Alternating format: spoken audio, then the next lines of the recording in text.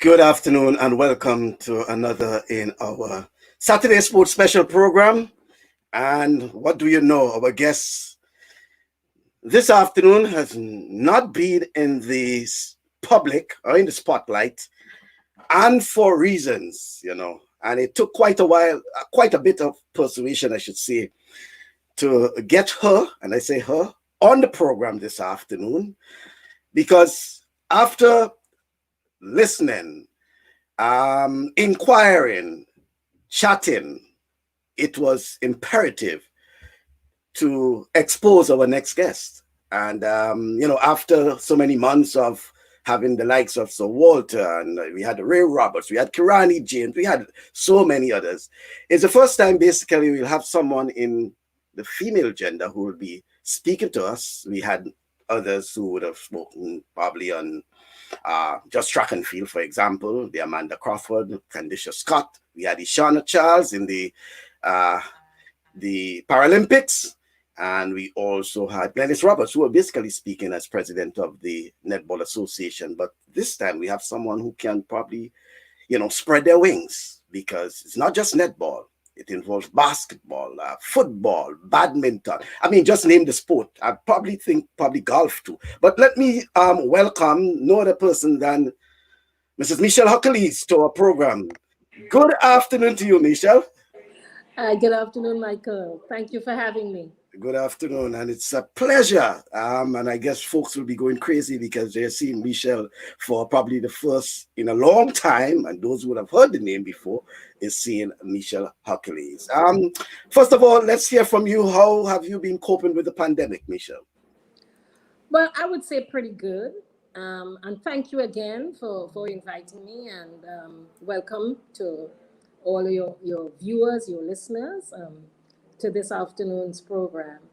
COVID-19, I guess I've reached the age, Michael, where I've learned to follow instructions pretty well.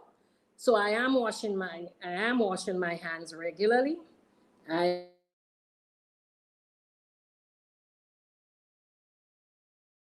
and I'm keeping my social distancing, practicing my 6 feet.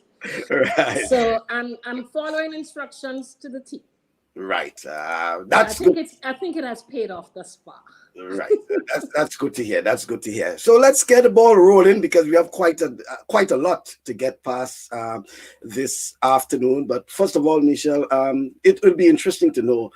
I mean, with so many titles, and which we will go into after in terms of what you have accomplished during your tenure as a sportswoman, how you got involved in sports, the very early days.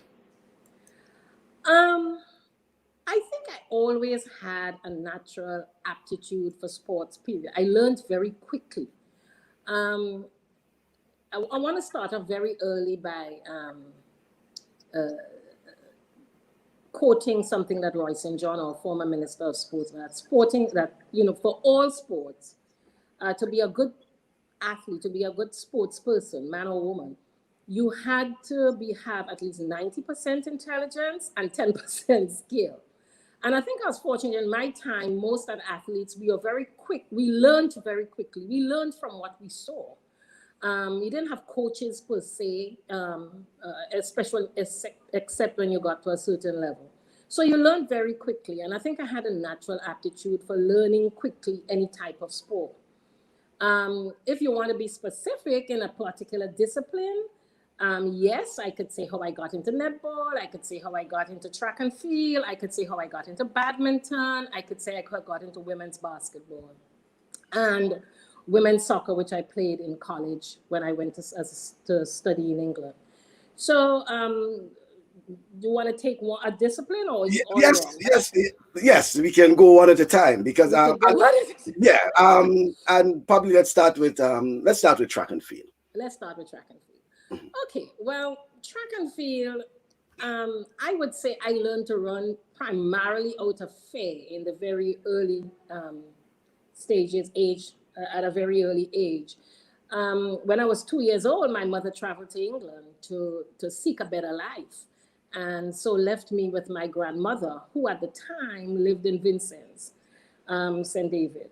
So I grew up for the next 3 or 4 years with my grandparents in Vincennes, and went to school at the St. Teresa's RC school. So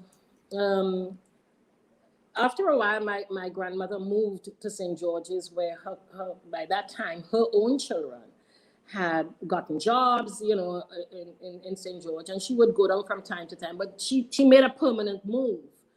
And she never thought then, and of course I followed my grandmother, but she never thought then of transferring me, or nobody ever mentioned it. So I was actually living in St. George's, but went to continue to go to school in Vincennes. So every Monday morning, I would catch Bella Marie as a young child, 6, 7 years old, at the top of Government House, the roundabout. With, Bella Marie at the time was a bus, the old wooden buses driven by a man named Mr. Alban, and his conductor was Zephyrin. And I would catch Bella Marie at the top of the roundabout at Government House every Monday morning, and come back down with Bella Marie every Friday afternoon, which meant that I had to stay with the relatives and friends or whoever in Vincennes. And so at one particular time, I was stayed with my uncle's in-laws in PTA time. And for those of you at my age and who still remember what PTA Tang looked like then, it was past Ashendon Propagation Station, past the actual water plant, and it was a colonial house, an old colonial house, right up in the hills, actually in the hills in that area. Now, between Ashendon Cocoa Station and the Ashendon, yes, Cocoa Station as it was then, and the water plant, there was a strip. It's about 60 yards or so. And I'm saying yards because that is what it was in the time, 60 to 80 yards. And I had to pass that strip that was full of bamboo that made all these creaking noises every time you walk, every time you pass there. And of course, the local myth at the time was that there was the Lajables and whoever lived in the bamboo. So, of course, you were scared as hell as children every time you passed. So every time I had to walk the road to go home, to and from, you had to literally take speed as it was, and just, wind yourself up and run as fast as you could to cross that strip. So that happened for a couple of years. So that's why I say I ran out of fear, because I learned how to run fast to get past the Lajables. And later on, when I was preparing for scholarship, as we called it then, I think it's now the 11 plus or whatever it is now. But when I was preparing for that, there were times that I had to go. I don't know, I can't remember the reason why, but I did have to go to St. David's Secondary School, where it is there now, for extra lessons. And obviously, again, I had to walk past through Providence Cocoa. And again, it was a very scary area. I mean, Providence Cocoa in 1960s, in the late 50s, 60s, I mean, it was a scary place to pass. You didn't even want to drive there, much less to walk. But during the winter months, or in December, late winter for you, but late in this September, November, December, when the sun starts setting earlier. Obviously, at 6 o'clock in the evening, outside was already pitch dark. So coming from St. David's after lessons, again, I had to take speed from the top of the hill in Providence and run all the way through that cocoa until I got to Corinth Junction, before heading up to Dudma to go back up to PTA Town. So it was very scary. And so it was a case where I was just literally running for my life. Well, yeah, so you ran out of fear. Ran out of fear. All because of the Lajables stories, right? The Lajables stories in Providence, Cocoa, in Ashendon, wherever it was. But it paid off. But that paid off, though. That paid off. It did. Because eventually, when I went into St. Joseph's Convent, I wasn't so good, funny enough. I wasn't such this great athlete. Hazel Hurley, now Bazinski, always beat me in certain things in school. In those days, of course, convent had their sports, what we call the backyard sports. and all our sports took place on the tennis court. And Hazel was always my arch rival in school for sports. You know, and she always won in the prep when we were prep and sub junior. But from the time I became a junior, it seemed as if I got better and I was the better athlete from then on. So we represented Convent too in intercall. And in the early years, we never did get anywhere because, as I said, in those days, we didn't have the exposure that other schools and so had. But we eventually worked our way into winning the intercall for the first time in 1972. I think that year as well, not I think, that year, intercall was also in the boys section.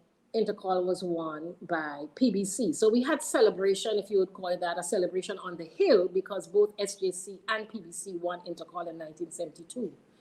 But just before that, leading up to that, Tony Henry had come in from Trinidad in about 1966, 67. His family had migrated from Trinidad to here. I don't know the reason why, but Tony came, Pat Henry, who owned Coconut Beach, and so her bigger brother, they all moved, the family moved to Grenada. And Tony was involved in sports athletics in Trinidad. And he came here and decided to open a club, and he opened Long Island Striders Club. And recruited people like Hazel, myself, Elizabeth Pilgrim. I don't remember who the others were, quite frankly. I don't think there were much more. And started coaching us because we didn't belong to any clubs. They had the prevailing clubs, I think at the time, were Jet Stars. I don't remember who. Dauntless, of course, was the men's side, Dauntless and Atoms and what have you. But Tony recruited us. And I think that is where we started to really develop really as athletes with his coaching, that I was able to work my way up gradually. So it wasn't just Convent. The same year, I was a member of the Grenada team participating in Windward Islands Championships in St. Lucia.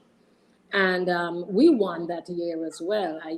I do believe that I was the first female athlete to win a gold medal in track and field for Grenada in a regional tournament, of course, because Carifta had not yet been introduced. They were working on Carifta, which happened later in the year. So before Carifta, I had the opportunity with Tony's tutelage to be able to represent Grenada in the Independence Games in Barbados, and as I said, the Windward Islands Championships in St. Lucia. So I guess it paid off in that way, yes. Okay, so while you were speaking there, and some a matter of let's see, proof, but before we get to that, let me just give a shout out to some of your folks already. Andrea is saying, hey, my former French tutor. Michelle, good morning. Andrea, Saint Bernard, some Andrea, whatever. Yes, Andrea Saint Bernard. Mitchell. Okay, right, Mitchell. Yes. Yeah, former French tutor. That is something we'll have to get to as well, because it seems you spoke French. And I did, right, let me just address it very quickly, but I did do I got a scholarship to France, a government scholarship to France in 1980. And I did do translating, interpreting in France for a few years before I came back. So when I came back, I helped some GC O-level students with their French, which was very difficult for most people at the time. And Andrea was one of my students, and she did well. She did well, okay. And then there is Tora Depredine is saying, I always thought Michelle was a Wharf girl, but she is one of we still. But I am a Wharf girl in a way, because my mother, when I was born, my mother lived on the Carenage, but my first couple years was spent in River Road. Oh, okay. That's interesting. She moved to River Road, and then when she went away, I went to stay with my grandparents. Okay, then I hope you got that, Toro. River Road was mentioned. That's where sporting talents come from. That's where sporting talents come from. But you mentioned the St. Joseph Convent, St. George's senior team. Correct. That was 1972, right? That was Right. And 1972. that's you, The picture right? you're seeing on screen is And you're a our circle. senior team. And again, this is where you had to be persuasive because my memory is not as good, obviously, as it used to be. And I really didn't want to offend some people, but there are a couple of people that I just don't remember. But standing next to me is Janet Hurley. That's Hazel Hurley Bezinski, bigger sister. Janet was our coach at the time because we didn't have a coach. Elizabeth Pilgrim, who I wouldn't say would have been the most likely successor to be a coach, she had finished school and I think had gone away to study. So during that year, Janet was the substitute coach for our team. To Janet's right is myself, and to my right is Anne-Marie Johnson. Anne-Marie Cox. Anne-Marie Johnson. I think she's no Cox. I do not remember the name of the girl next. I'm seeing her face, but the name is not coming. Hazel is stooping with one of the trophies. And to Janet's left is Mary Williams. I don't know if, well, you're too young to remember, but some of the viewers will. The Williams sisters from Fontenoy. And there was Mary, there was Sally who did high jumps. There was Esther who was after Mary. They all were pretty good athletes. I do not know the person. I can't recognize the person to the left of Mary, and then to the left of that unknown person is Joan Pivot. Oh, Joan Pivot, right? Now deceased, great athlete. And stooping to the left of Joan Pivot is, I think that's Pamela Adolphus. I may be wrong, but I think that's Pamela Adolphus. But that was the senior team at the games, and I think we won the intercall on the last race on the medley relay.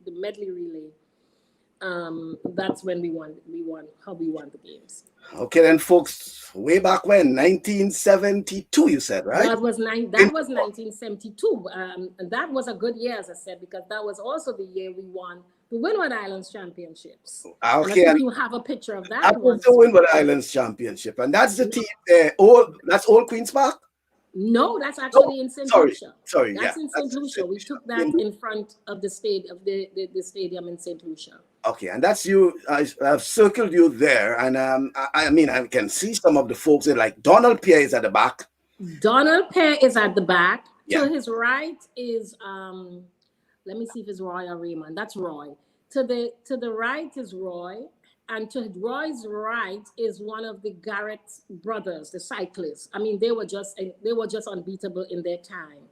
At that particular games, the Garrett brothers, they won all the cycle races, and it infuriated the St. Lucians so much. I mean, every event that we took part in with cycling, they won it. Grenada either came in 1, 2, 3 or 1, 2, but we won everything with cycling. Mm-hmm. And stooping in front of Garrett is this guy was a police officer. What was his name? Thomas Lawrence. He did field events. And then there's me. There's a young lady from high school, from the Anglican high school on the team. Let me start with the Anglican high school. I don't remember her name. I think it was Molly Mosley, and I've tried for years to get her real name. She had a nickname we called her by. I don't even remember it either, but I'm sure somebody looking at the photo would remember her. The last place I know she was in St. Vincent. She had moved to St. Vincent, and I just don't remember the name. Esther Williams, who was a sprinter from high school. As a matter of fact, Esther was faster than I was. But she was a Seventh-day Adventist, and so couldn't compete on weekends. So she never got the opportunity to travel. I think Esther only ran in maybe intercall or whatever, but she never ran in any other big meet that we had in the park. But she was one of the best female athletes. Apart from myself, I would say she has been one of the fastest. Patsy Thomas to a certain extent. And Esther couldn't go to St. Lucia. So this young lady, I think, took Esther's place, and I think she did the medium 4, the 8, and the mile or something like that. And then there's Sally Williams, who is the bigger sister of Esther, of Mary Williams, who you saw in the convent photo. And that's Hazel next to the left of Sally. And that's Roger Pear to Hazel's left. Oh, Roger, that's cyclist. the Leslie Pear's son. Leslie Pear's son. Okay, Yes, sorry, he's back in Grenada now. right. Roger is there. In the middle row is Mr. Raymond Roberts. He's now deacon or minister, I think, at the Yeah, Anglican Anglican Church. Church, yeah. Long And distance runner, right? long distance runner. And then there's Raymond, quarter miler, the 2, the 4. Russell Lambert, who was, Top Gun at the time, sprint 1 and 2. And go back to the right, you have Gordon Danderward. Remember Danderat? I don't know if you knew Danderat. Yeah. Everybody knows him as Danderat. Danderat, yeah. Gordon Ward. Right. He was the coach. To his right, you have Oliver Lake. He was a jumper and a sprinter. River Road? Long jump. Pardon me? River Road? River Road. So I think he may have been a part of Queen's Park. I'm not sure if they had a club or Jet Stars. He may have been a part of Jet Stars. Yeah.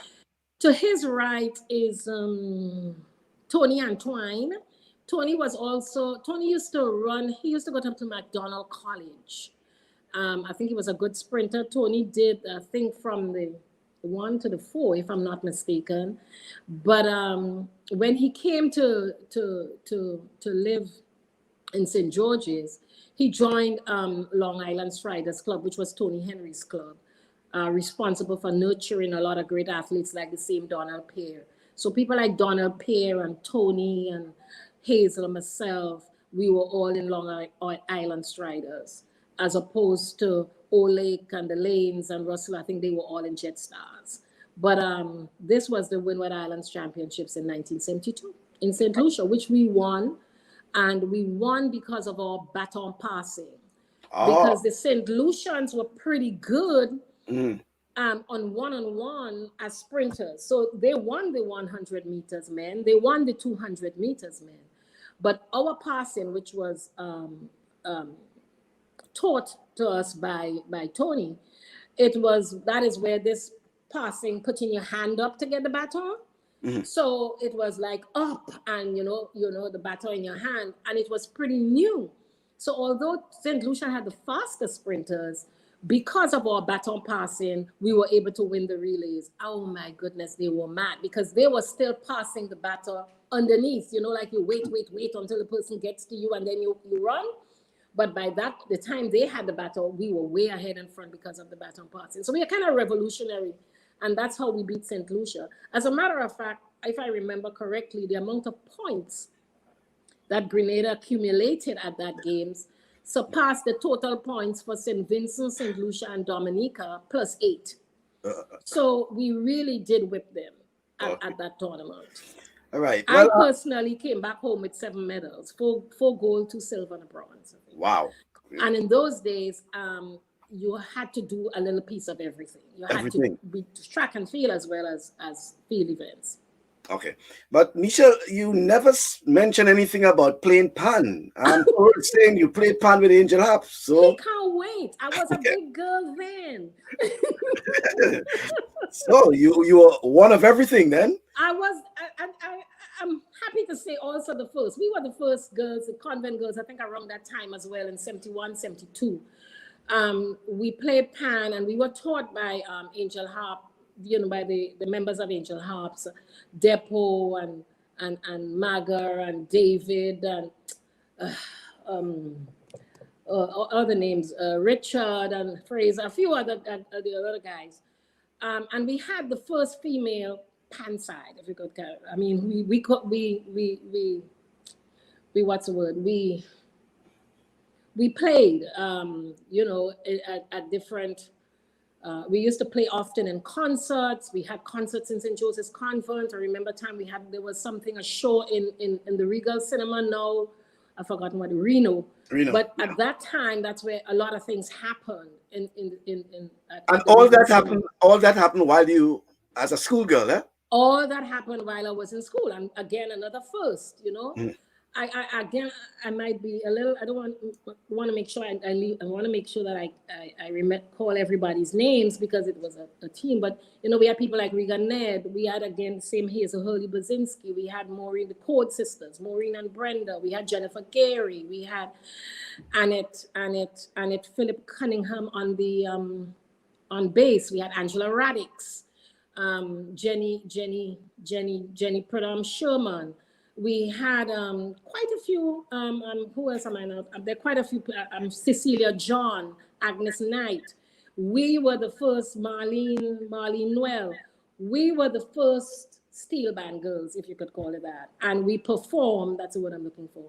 At the highest level, and the guys I think were very proud of us. We did well. We were really tops. I think they were really, really proud of us. There's a long story to that, but I'll let Regan maybe tell it one day.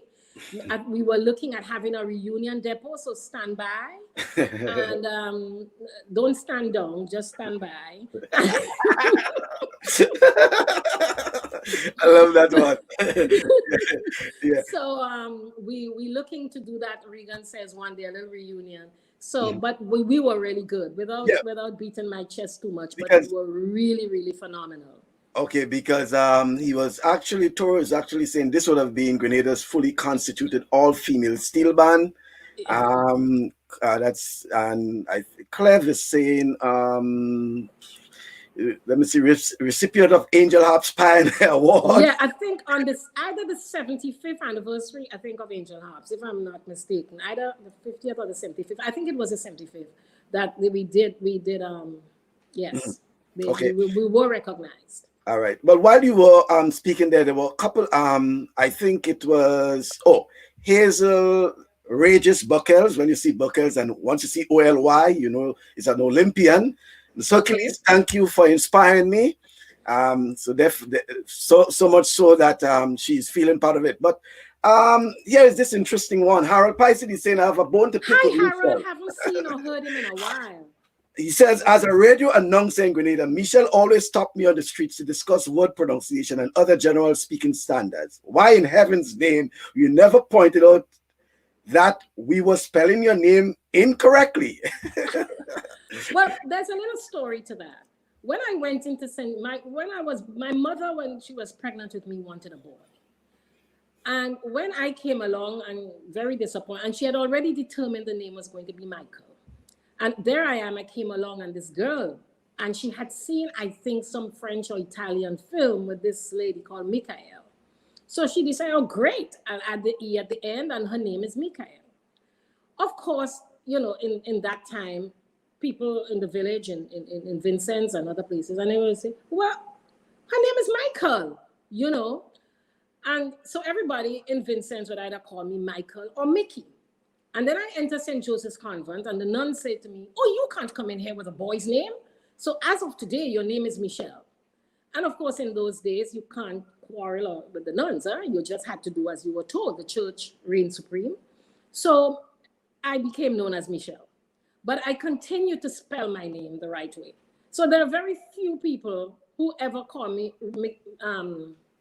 Michaele. Ricardo Keynes Douglas, who knew that recently, and he now insists every time he sees me, how is Michaele today?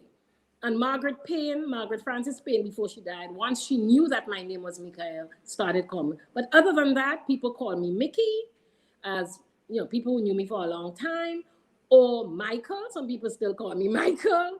And other than that, all through my convent life, it has been Michelle, and people, I answer to it, but I always spell it correctly. So sorry, Harold. And just to add to that, I have to say that my big daughter's name, Michaela, yes, was Michelle who gave me that that name. Well, yes, because my daughter is Michaela, because I'm very conceited with the names. My son is Michael. I am Michaele. My daughter is Michaela. It's all Michael with an E at the end, Michael with an A at the end, or Michael. And so you liked my daughter's name, and you were Michael, so you called her, man. Thanks for that. Yeah, you're right. Okay, then. So that was a lot in terms of how you got involved in Well, and In track again, and field. In track run, and field. yes, run out of fear. That's the word. Right. That's the phrase we Yes. have to use. You run out I of fear. yeah. And it's so much different to others who would have probably had the raw talent, as we'll say, Yeah. but because of the so-called stories in those days, larger blessed and what have you, you had to I run. was And running for my life, man. right, and even in addition to that, I think there wasn't even the street lights and thing to, you know. There weren't any street lights. As a matter of fact, many a time, coming from Vincent's on a Friday afternoon. So when school finished at 3 o'clock, I had to rush to get to the Vincent's medical station to meet the bus, Bella Marie, to come back down to St. George's, because don't forget, I lived in St. George's too. So, and if I was late for 5 minutes and missed Bella Marie, I had to walk from Vincent's medical station to Pedmata Junction to catch the bus coming from the bottom road.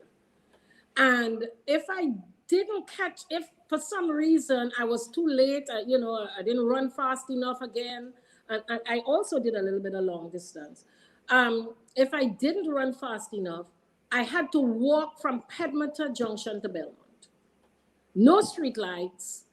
I mean, I swear, if I were in another country, I would have been dead or something by now. But I mean, the reality is that I think all of that strengthened me and trained me for it. It was tough. It was tough. It wasn't, no street lights, the roads were not as good, and I walked. I remember there was a time an old man, and well, old to me at the time because I was about 9, 10, and gave me a ride. And when I got home, my grandmother was furious. Do you know who it was you took that ride with? But didn't have a choice. I was so grateful for the ride back then. But it was not easy. Basically, what I'm saying, it wasn't easy. Even when we went to convent and we started training in the park in Queens Park, and so we ran barefooted. I mean, we didn't get spikes until I must have been the first female. I remember, the excitement when I got my first spikes to run it. It Queens Park at the time was a mud surface, earth, and it was very hard on our feet. I'm suffering from it now. I'm arthritic in my right leg, in my right knee. But those were the conditions. They were very, very, very tough. Had we had the facilities, the resources that now available and sitting idle in Queens Park now, had we had, I think we would have done wonderfully well. Not just me, but my male counterparts as well. I mean, the conditions under which we trained, they were not great, but they were very good. It was good coaching from both Dandarat, Tony, people like that, who were the coaches at the time. Okay. And then in addition to track and field, and we'll come back to track and field because we have to take it to the next level. Okay. But then you also excel in netball. How you got started in netball? How did I get involved in netball? Well, as we stayed in Belmont, as I said, I went to school because when my grandmother moved from Vincent's, we moved to Belmont. And Joan St. Bernard had a little club. And every time during the summer, she would have, she would have young people, we do things, get creative, play games and what have you. And I remember being that's where I met Hazel. Hazel and I have been lifelong friends. And we knew each other. Hazel lived in Paddock, I lived in Belmont. And we knew each other from since then. And we were in this club and we would go sometimes to see the games played in Botanical Gardens, because that's where the netball court was, by the summer house in the Botanical Gardens. The netball court was there. There was a young lady who went to school in Anglican High School, Ova Williams.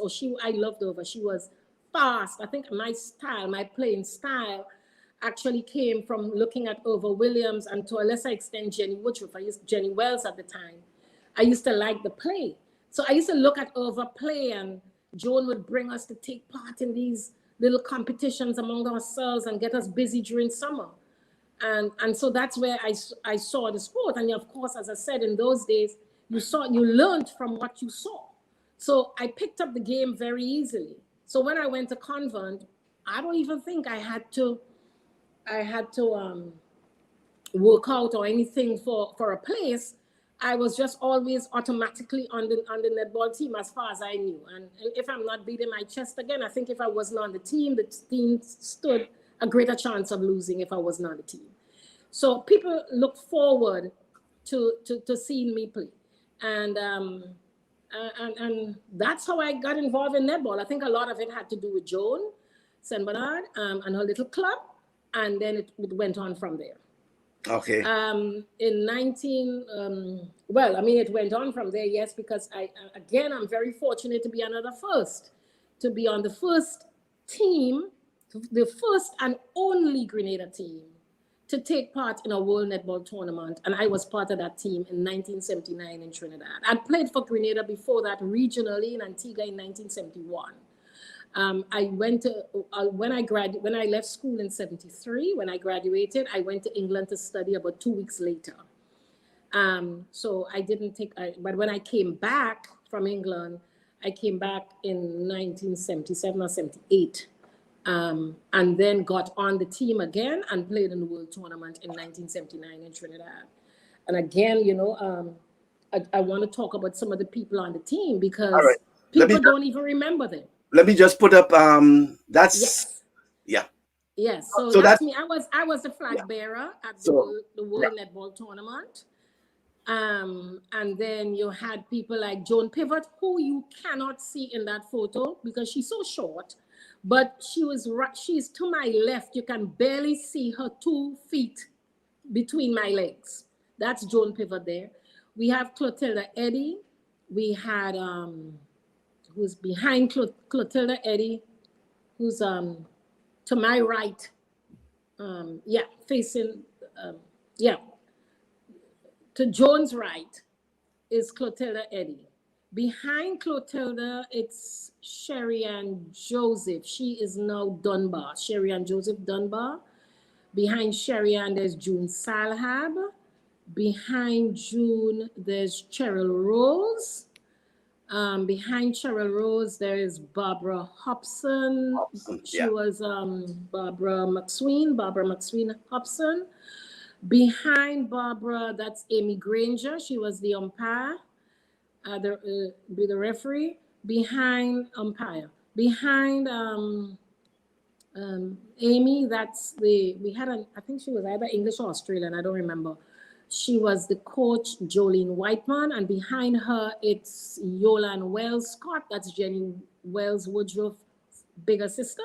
She was on the team as a delegate, I think.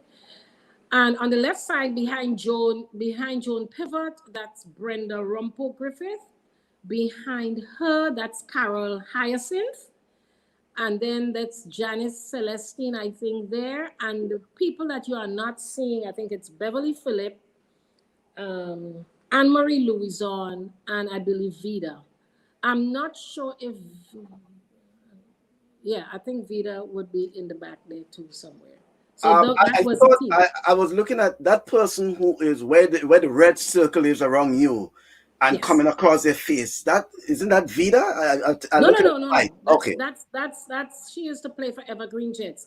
One of the teams I played for when I came back from France in 1982-83, Evergreen Jets, and that's Brenda Rumpo Griffith. Okay, and she used to play for Evergreen Jets. No, Vida was tall, so she was in the back. Oh, okay. Yeah. Right. So that's 19. Initially, I don't think Vida was on the team initially. But I don't know. I can't remember what really happened, but Vida was eventually brought in because on the original team. But at a late stage, Vida did come into the team. But Vida did go with us to Trinidad. Okay. And that's the 1979 World Netball Championship in Trinidad and Tobago. That's correct. And it is the only time Grenada has participated. It's the only team that has ever taken part in a World Netball Tournament. So it's good for netballers to know that sort of thing, because I don't think a lot of them do know that we even took part in a World Tournament in 1979 and gave Australia, I think it was a run for their money too. Okay, then. Let's get some of the comments there. I told you that all this while, Sister Gertrude, General Gertrude, kept the ranks in line. Sister Gertrude is the one who agreed We have a lot to be thankful, especially with Pan, because of course in those days it was unheard of that convent girls would be playing Pan with the Wharf boys. I mean, the two just didn't go together. So all kudos to Sister Gertrude in giving her permission to let us venture into that world of Pan. And the guys, as I said, they respected us. There was great respect for Sister Gertrude and us, and they taught us well.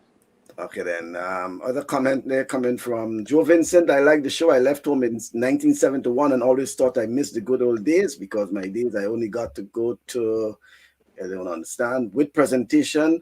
I do remember some of the names. Thanks for the memories. And Toro is coming back. But I still vex with Michelle and Jenny and them for having us spending we last dollar to get into netball at the Caribbean Championship with Dan team and letting Trinidad beat them. No, I'm sorry again. You guys have to apologize. I was not here. I think would have been in 1973, and I did make the team. If it was when we hosted in 73, 74, one of the two. I did make the team in 73, but I wasn't here because I left for England, and I wasn't here when the tournament was being held. I left in July, so although I was on the team, I had to give up my place up, obviously, and the tournament was in August.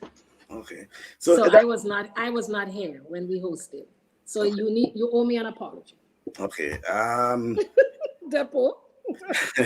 so that's track and field, netball. Hold on, I want to go back a little bit to track and field with a highlight, I think, in track and field. I forgot that one. Mm-hmm. I'm not sure that I had the date right. It could be about 1997, 1998, 1987, 88. As I said, I went to study in France in 1980, where I did translating, interpreting. And when I came back to Grenada, the government didn't have a job for me because it's like, what are we going to do with French? Somebody doing French. So I went to work, obviously, in the, they said, well, you play sport well, so you go to the Ministry of Sport and be a coach. So after studying, I had to work for a little bit as a coach. We had, at some point in time, sorry, I lost my trend of thought. Do you see what I'm talking about, Bascom, the challenge I take? Anyway, in 1988, I think the point I was trying to make, that when I came back from France, a few years after that, there was an opportunity to send a Grenada youth team to Albertville in France. I think France was vying to host either the Winter Olympics or something, and they had some money to give away. So they invited delegations from developing countries to come to France, countries who would normally have the opportunity to be in a Winter Olympics or anything like that, or to know how it works. And so I managed the team, mainly because I spoke French. I managed this team to Albertville, France. People on the team like Hermione Griffith and Rhonda Henry, Mohawk Steele had a son who was on the team, Kwesi Woodruff, Jenny's son. There was a guy called Sandy. His surname is Sandy. I don't remember his first name. He was a very good boxer. I think it didn't work out for him well. We thought he would get far, but it didn't work. People like that. So I took them to France. I managed that team to France. I think that was too a highlight, going with these youngsters to France and getting exposed to other sports as well. That was a big thing for us at the time. Okay, but talking about going with the youngsters and things like that, so probably we can just have a little segue, and we'll come back to the other highlights some of the other sports. But you had that pleasure also of being among the first female to manage a men's football team. Yes. Let's hear about that. Yes. Thanks to Ambrose Phillip. Ambrose was General Secretary of the GFA at the time. And there was this tournament in St. Lucia again, for the under 16 national tournament, the under 16, sorry, Windward Islands Championship, under 16 Windward Islands Championship. And he didn't even have anybody to send as manager per se. And he said, well, I'll send Michelle. And let me ask her. I mean, of course, I always, because of my interest in sports, because quite frankly, I take an interest in all sports. I follow all sports. Every little American football, sailing, you name it, I follow it. So Ambrose said to me, you know, well, I'd like you to manage a team. And I was pregnant at the time with my second child. And he said, I said, but Ambrose, he said, oh, it doesn't matter. You could handle this. So you think. So I went off and I managed a team. Regrettably, I don't even remember some of the names. Ronald Joseph stands out. That's Eve Joseph's brother, I think. But I went to St. Lucia and we got there and the St. Lucians tried to steal the tournament by, by playing guys who were over 16 years. So we all, you know, the other teams, St. Vincent, Dominica, Grenada, we all came in, we registered, we brought our passports, you know. But St. Lucia would not submit theirs, and only to find out that the guys, their team had guys 16. I mean, you should have seen the sizes, Michael, of these kids playing these poor little 15, 16-year-olds from the other countries. And when it was time to play them, I refused to play my team. So the tournament came to a dead stop. And of course, they had to have an emergency meeting with all the presidents, and Ambrose had to fly up from Grenada to St. Lucia. You know, and I stopped the tournament. I ended the tournament. So it ended in a little bit of furor because, you know, they tried to cheat their way into a championship. But I did manage the under-16 football team, yes. And manager Michelle Hercules had none of it. That is the action Ambrose would have wanted me to take, to be firm and to be thing about it, but not necessarily the result of not completing the tournament. Right. Yeah. But I was the first female manager, and I think maybe the only one from Grenada to have ever managed a men's football team. And I guess as much Ambrose Phillip with his wisdom in terms of and you know, managing associations and things like that, had confidence in Michelle at the time to give her that assignment over so many others. Yes. We've been friends since then and friends still now because we also had an interface in badminton when he played in the later stages. But, you know, I have always admired, liked, and respected Ambrose. And I think the feeling is mutual. Yeah. So we were very comfortable with each other. Mm-hmm. And he trusted, you know, when Ronald Reagan was coming to Grenada, the GFA saw it as an opportunity to make some money. And he decided to do a supplement, I think it was in the Grenadian Voice, to raise funds to get companies to welcome Ronald Reagan to Grenada. And Ambrose said, how could I do this? Who can I ask to do it? And of course, Michelle to the rescue. And I had to go soliciting ads and so from these people. And it made them so much, he collected so much money at the time. I think it is the most money, I mean, at that time, I think it was in the 80s, early 80s, I might be wrong. I think it was somewhere 84, I don't remember. Whenever Reagan came to Grenada in 84, 85. Just after the invasion time there, 85. That's right, 84, 85. Yeah. It was the most money they'd ever raised in a fundraising venture. And he was so thrilled. I mean, I made a lot of money for the GFA. So, you know, we go back a long time, and when he's in trouble, he calls me. So yes, I've done that. I've been the first female manager. And while you talk about it, I was also chaperone, going back a little bit to track and field, of when we went to the Commonwealth Games in 1978. The team was Donald Pear and Conrad Francis and Jenny Boca. I can't remember who else was there. And Charlie Francis, I think now deceased, was the manager. Dandarat, now deceased, was a coach. Conrad, Donald, did I say Donald Pear? Yes. And I was a chaperone for Jenny Boca. So I also did that as an official capacity at the Commonwealth Games in Edmonton, Canada in 1978. Okay. Yeah. And just to confirm your contribution, the Hamlet is saying, the Grenadian Voice, it was our first color edition we printed at the Express. At the Express, yeah. Hamlet would know that because Hamlet defied Mr. Pierre and put the paper in color. Yeah, but that was a GFA project. Right. Okay. But it's a nice segue too, as you mentioned, Ambrose Phillip, because somehow the issue of badminton.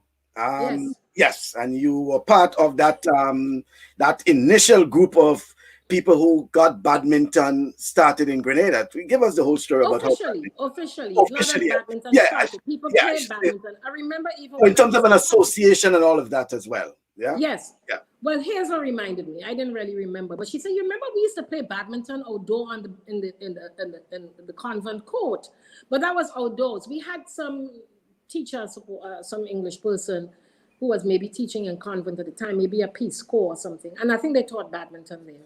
But it was outdoor badminton, and outdoor badminton is really not the same as indoor. Um, Outdoor is fun, indoor is more competitive. But when I went to study in England in 1973 and I went to college, that's where I learned I learned badminton.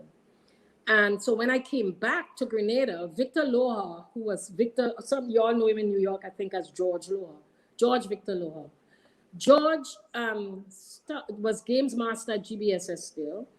They played badminton in GBSS, and I used to go up to play. And then we spoke eventually about, well, maybe we should start an association, a badminton association, which we had to sit down to do a constitution, and that was done by we there were five of us who sat down. It was Ray Roberts, Leslie B. Clouden, he's now passed on.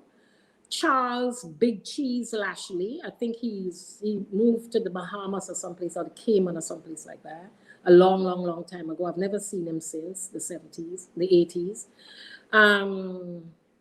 So who did I say? Ray Roberts, Leslie Clouden, Charles Lashley, Victor Loa, and myself. The five of us sat down and then we drafted a constitution for the Grenada Badminton Association. The unfortunate thing is we never got membership to the international body. We couldn't get into a membership because you have to have a minimum number of badminton clubs in the country to qualify for membership. So we sort of had observer status and had to pay a minimum fee or something like that, a small fee every year. The truth is that we didn't have the membership. There were very few people who paid. We didn't even have the membership. I mean, it was just a few of us. Nelson Snakehead Lewis, Stephen Snakehead Lewis, Nelson Lewis, Joyce Bartholomew. It was just a few people who came to play. Little Cheese, that was Big Cheese and Little Cheese, James Lashley, Little Cheese. So we had few people playing and we couldn't sustain. And most of the time, I paid the annual membership fee from my pocket to the international body. And then when I went to study in France in 1980, I was the general secretary. So we had the president and the general secretary and all of that. And when I went to study in France in 1980, everything just fell down because nobody wanted to take up the mantle. So when I came back from studying, I tried to start it again. And that's where Ambrose came in. He was in the second round, people like him and Winston Bullen and so on. Let me also say that Troy Garvey was in the first set. Troy and Alvin Clouden, they played in the 1970s before I went away. As a matter of fact, Troy, Alvin, and I attended a badminton workshop in Aruba in early 1980. The whole idea was to come back to develop further. But again, as I said, there just wasn't the interest to have a real place to play badminton. We sort of took refuge sometimes at the CSA Center. It was Public Workers Union Center, well, CSA before it became Public Workers Union. But we didn't really have a home, and we weren't able to grow the membership to the point where we could have been a full member of the International Badminton Federation. So when I went away again, it just fell again and never came back after that. So we had a few tournaments. I'm still the singles champion, the ladies singles champion. As I said, there were other people later on who played the sport, but played for fun rather than try to be competitive. Okay. Interesting enough, Michelle, quite a lot in terms of that. In terms of badminton, and is a pity we haven't been able to get the sport to move forward. yeah, to move forward. Although up until recently, when I say recently, probably a few years, I know of Ray and even some of the names you call there. They played both badminton and tennis because badminton was played in CSA, right? The Correct. Public Right. Workers Union Center. But we had scheduled times. There were scheduled days when badminton would be played and scheduled days when table tennis would be played. There were recent efforts. I know that there were a couple of people, Ambrose and a few others, June Sala before, and a few others used to play at the Raphael, forgotten Raphael's surname, James or Francis, I don't remember his surname. They played at the youth center. I think there's a court at the youth center in Grand Anse, and they would play there. And there were efforts to sort of revive the association, but I didn't think they. I don't think that they managed to get it off the ground again. Okay then. Yeah, Right. So that's that's badminton. badminton. Right. Track and field, netball, badminton. Well, we also covered some pan, but yeah, some pan. But you also were involved in, what should I say? Women's basketball. Yeah, that's what. Yeah, what we at the time, it was sort of non-traditional because you also played football, women's football. So let's start with the basketball first. Okay, women's basketball came about. Um, that was it again in the 1970s, and it was another first. That was on that first team again. Um, Gordon, Gordon Redhead Police, who I still consider the greatest basketball player we've ever had. Um, and and and his brother John Pussy Redhead and others, Blondell Church at the time, they used to coach. Well, I'm saying coach in inverted commas. St. Joseph's Convent didn't really have a coach per se in my last years in school for netball, but they used to play basketball and they would come to the convent on twice a week to help us. I think it was all in an effort to beat high school. High school have always been our rivals, and I mean the main enemy, if you could call it that, for netball. And we were never able to beat the Anglican high school in netball, no matter how hard we tried. Um, Gordon and Police and Pussy and the guys, Blondell and others, Bravo, a whole set of them, Iggy Leonard, Iggy Noel, they used to come and play with us to help us flyers and his brother Bessie come up to the convent to help us improve our skills, strengthen technique, to think the game and to work that out. So when an opportunity came in 1972, both of them were coaches in the Ministry of in the Ministry of Sport, and they had a conversation with a guy, a gentleman, I think it was Mr. Paul or something, I can't remember his first name, out of Trinidad, Arima, in Arima, Trinidad, and he wanted to bring up this women's basketball team to Grenada to play. And so what Police and Pussy did, because they were training us, I think it was mainly convent girls who did it in retrospect. Um, and I only remember people like Franca Alexis Johnson, who's now leader of the NDC. Franca was on the team. I was on the team. I think June Salab was on the team. Joan Pivot was on the team. And we played this visiting team from Arima, Trinidad in I think it was 1971, 72, somewhere around there. So that was the first. They beat us. I think they beat us. I'm not sure, but I think they did beat us. That was because we were more playing. In all fairness, we played more netball and basketball. But we dribbled and everything. But our shots were not basketball. I think I remember it was more like from the bottom as opposed to the top. But he had to rush to train this team to meet that basketball team from Arima. But we played well. I don't remember the result in that. Later on in 1980, I don't remember, 80, I think. I think I had gone to England and come back. So there was a team, the same Pussy and Police. They made arrangements with a team, men and women, from the University of Southern Maine in the States to come to Grenada to play some games, to help to push the women's basketball thing in particular. And Police, I remember, coached the women's team, and Pussy coached the men's teams from Grenada to meet these teams. And I think the series ended 2-all, both 2-all.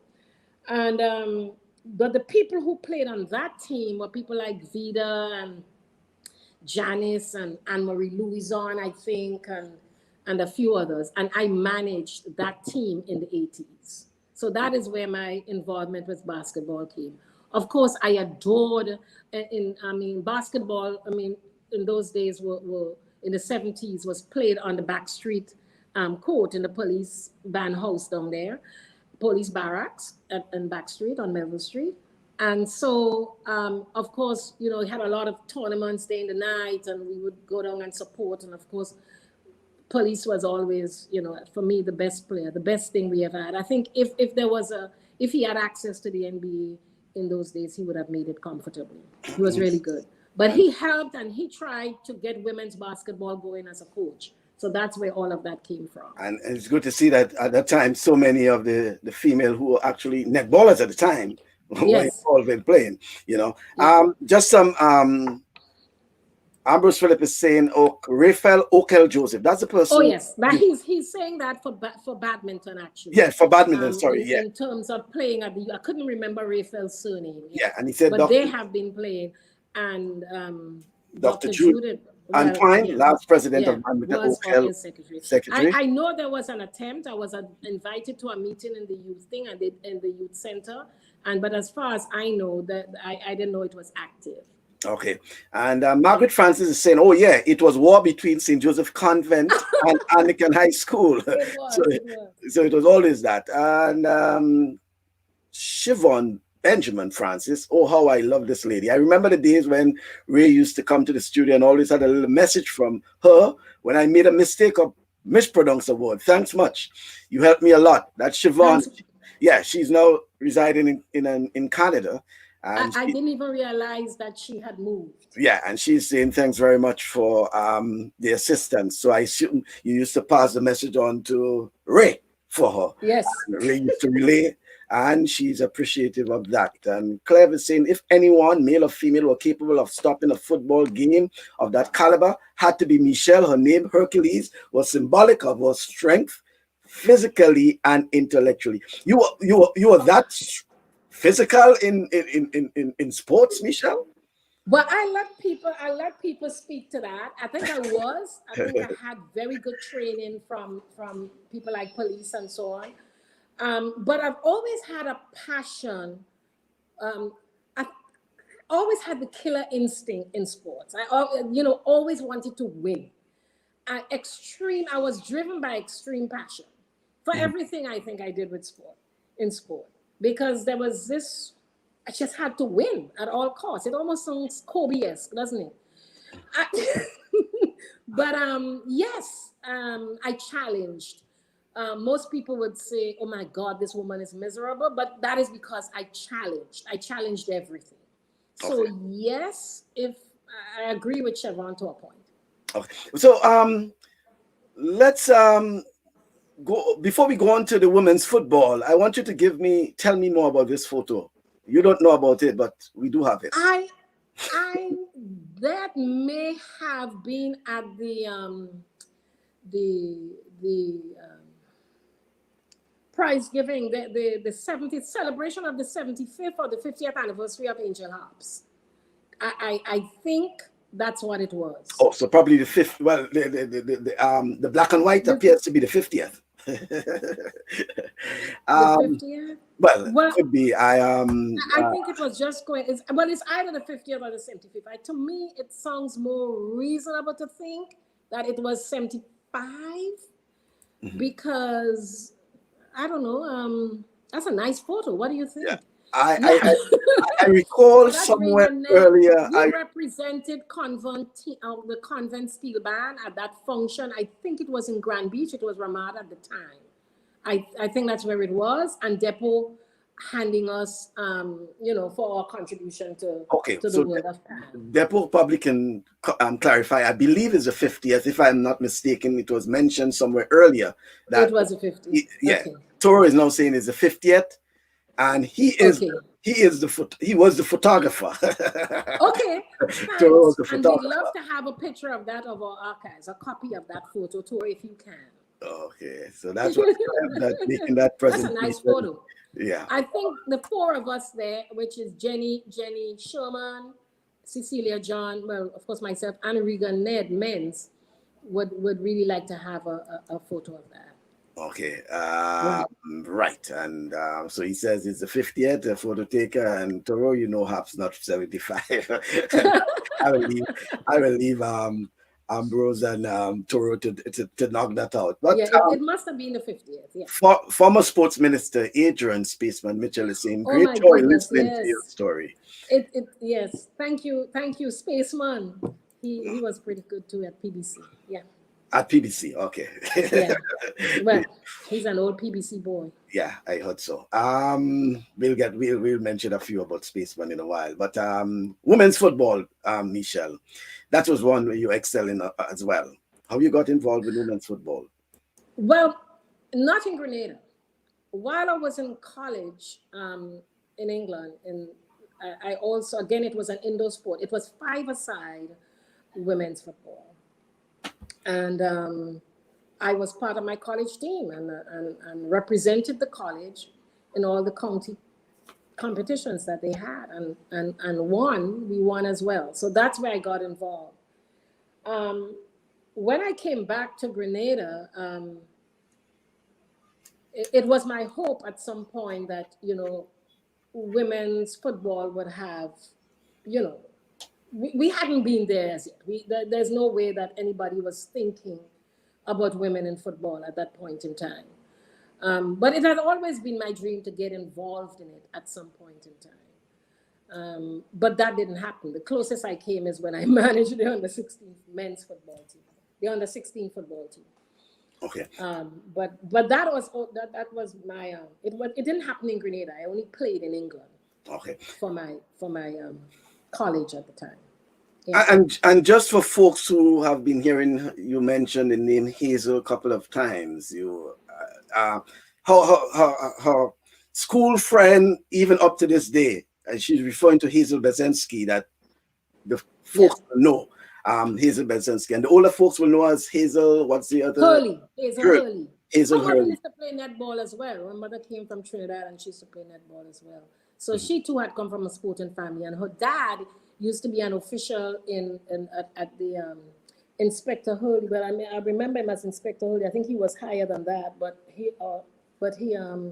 was also involved in track and field as an official. Yeah. So she too has a sporting background. You had the opportunity to represent Grenada as well in track and field championships. Was it the Carifta? Is it the 17? No, I didn't go to Carifta. No, I went to the Windward Islands. The Windward Islands Championship, representing the Windward Islands Championship. And you started as a schoolgirl. Yeah, I did. I was, as I said, I started through convent, of course, running for convent, and then from being a part of Long Island Striders, which I'd mentioned before, which was started the Long Island Striders Club, which was started by Tony Henry. So yes, I was. That's where I got my break, if you can call it that. In those days we had games like the Jetstar Sports and Whitsuntide Games, which was one of the biggest games in the Caribbean. You had Southern Games in Trinidad, you had Independence Games in Barbados, you had Whitsuntide Games in Grenada. But I think Jetstar Sports was more like a national sports, for all the different clubs and so. And I remember one year in the Jetstar Sports, I think that's when I really broke ground. And running for Long Island Striders, it was the relay. I think it was the last relay, I think. The relays, as you know, are always last. And Jetstars was their team was the favorite to win with Grace Barito, who was from River Road at the time. Grace Barito had to run the final leg of that relay. And we definitely were the underdogs. But I had the last leg to run against Grace. And of course, when Grace got the baton, she was about 5 or 10 yards ahead of me. And I was able to catch her and beat her. And I think that's, as I said, that's where maybe I broke ground, because when I won, I mean, it's like people were just like in an uproar. I remember the Lane brothers, Roy and Raymond, although they were in Jet Stars, coming to me and lifting me up, because it was like, because Grace was the sprint queen at the time, and I'd beaten her at that sports. I'll never forget that. That was one of my fondest memories, actually, with track and field. But those sports, I mean, they were. I was part of the Long Island Striders Club, and as I said, Tony was responsible for really and truly coaching some great athletes, Donald Pierre and Conrad and Tony Francis, and there was what's his name, Willan Francis. His nickname is Sprangs.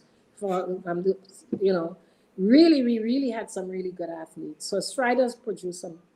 And I'm grateful to Tony for all. And you had an opportunity to go off on a scholarship. I did. I forgot about that. Thanks for reminding me. In one of the games, the Whitsuntide games, because Tony had the contacts with the people from Trinidad, as I said, he would bring up famous people. And on the ladies' side, of course, there was the sprinter at the time from Trinidad called Joan Porter. Joan Porter we looked so similar. We short and red and, together, we looked so alike. She was fast. There was another sprinter called Cheryl Diet, and another one called Angela Burke. Angela Burke also played netball for Trinidad. She played, I think, center and wing attack. And they came up for that games. They had a bomb team. And of course, the showdown came because everybody used to call me the Joan Porter of Grenada. And when the showdown came, man, she beat me so bad in Queen's Park. I mean, bad in those days might be bad, good 10 yards. But she beat me, 10 yards is up, but she beat me bad. She really beat me bad. And it really, it opened my eyes to a lot of things and showed me how far, I had to go, But I'd come a long way, and but they were good. Those were the great days, actually, with Whitsuntide Sports. And I think there was a time there was Lenten games, but I don't remember much about how that came about and whatnot. In those days, athletes just made sure that they did what they had to do, which was to run. You didn't get involved in all the organization, and so you just focused on getting your game done. Okay. Putting your game Fimba, on. I think the name you were trying to get was Fimba Dikoto. No, Fimba Fletcher. Fimba Fletcher was a Jet Stars man. He went to PBC and he used to coach the PBC team. He helped us in the early days as a Convent team as a coach, because Convent didn't have a coach. So in getting ready for Kintercall, Fimba he coached the college team, the PBC team, and helped us to a certain extent. But he was also a part of Jet Stars. Okay. Yeah, he was one of the greats as well. And Clev is saying if female cricket was what it is today, I'm sure Michelle would have made West Indies as a fast pace bowler. Michelle, pick was taken from Toro's book, White Frocks and Coals Dust. Next time in Spice, I'll drop you a copy. And, thank you. And Toro is saying, we'll arrange to send the photo. Bass, referring to Bascom, you have to bring Ambrose, who's Ambrose Phillip, one of these days to talk about GFA. I agree. And when he as the general secretary and I as assistant and the rest of the executive introduce the Marcusson Premier League. Well, talking about Ambrose Phillip, he says, let me remind Michelle of Michelle's role as a fundraiser. Oh, he's actually clarifying that it was actually the visit of Vice President Bush, I think. Well, he said, because Hamlet said I think Hamlet agreed, I think it was Reagan or whatever. But he said they collaborated on a project that raised over $20,000. A lot of money. It was a lot of money. And he was really, Ambrose couldn't believe that I had collected all that money. He just couldn't believe it. Yeah. Those were the best days, actually. Right. I also was another first for me was being on the Lottery Authority. I was, I think, the only woman, the first National Lottery Authority board. The I was board. on that board, Okay. and the only woman on it as well. And only had to leave only when I had to travel to France to study. Okay. Wow. Yeah, yeah. Groundbreaking is Michelle Hercules. And Michelle, apart from your role as the secretary of the Badminton Association, Association. you also had the role of president of the Grenada Netball Association for a period. Yes, I was president. I was PRO. I was assistant something else in netball as well. And but I didn't stay president. I didn't serve out the full term as president because that's when my scholarship came through, and therefore I left. I had to leave, give it up, obviously, because I traveled to France January or February of 1980. So, but I was president from sometime in '79. So I didn't serve out the full term, but I was also president. When I left, I think it was Petra McBarnett that became she was a vice president, and she took over until the end of term. Okay. And let's talk about your role working along with the late John Diabo in the early days of what was the Oh, Olympic Association. why do you want to remind me of that? Oh, John was a joy to work with. I mean, he had so much grit and determination, and the Grenada Olympic Association at the time before it became the committee. I was like John's secretary. He was the secretary of the GOA, but I did all the work for him. I did all the administrative work for John. Um, you know, Because there was never an office or anything like that at the time. there was no office. You were, yeah. Wherever I worked, I sort of did things for John to get it done. So initially, and at some point in time, but he loved Royston Hopkins. Royston Hopkins, may he rest in peace. Royston LaHaye. He so liked Royston LaHaye that he said, listen, anything I'm doing with the Olympics, I'm going to be the secretary, but Royston is my friend and he will be the president. So there wasn't even an election to have Royston on GOA. John just made him the president. But there were other people who helped John as well, like Goatee and a few others. But it was always a pleasure working with John. We struggled. There was an incident where we had to get money for the team to go away. I think it was in 1984. The games were being held where? Salt Lake City? I don't remember. Someplace, wherever it was in 84. Los Angeles? Los Angeles, yeah. Los Angeles. And we had to get money from abroad. And we had a little confrontation with the Chamber of Industry and Commerce at the time. But everything we did in good faith for John and helped him to get it. It's just a pity that we do not recognize him more for what he really has done to make sure that the GOC, which was then GOA, John Diabo's name should really be spelled out somewhere. I guess this is where the Hall of Fame comes in, the Sporting Hall of Fame, which we've always spoken about, Michael, having a Hall of Fame. And we really need it because when you speak about people like John, who's moved on, he's done so much, especially for those who are in office now, that it's a real shame that his name is not, mentioned more. Mm-hmm. A real shame. Probably the building could have been named in his honor or something like that. So there are a lot of things that yeah, a lot of things. I mean, there are a lot of things. Okay. I just think it's a pity. Mm-hmm. It's an opportunity missed but not lost. Yeah, and that's what we're trying to do with this program in terms of, getting people to share their stories, but at the same time for those to appreciate, what would have been achieved years gone by. John was a creative thinker where sports was concerned, as Tora was saying, very creative indeed. And as you said, John was the walk-in office, because there was no. He just got people to do things. So he would say, Michelle, in his African, Michelle, you are going to be doing, this. Yeah. And I just did it, So all his mail in those days, of course, you posted everything. So everything to go abroad, he just said what he wanted done. He would give me a little draft. Of course, he expected me to fix it up, as it were, to write it properly, fix whatever was necessary and get it out. And that's what I did in the early days. Yeah. And that was even leading up to when Grenada was accepted to the International Olympic Committee, right? Yes, until I think I traveled and I don't know who else who took it over then, but you know, anything he wanted for the GOA in those days, I got it done.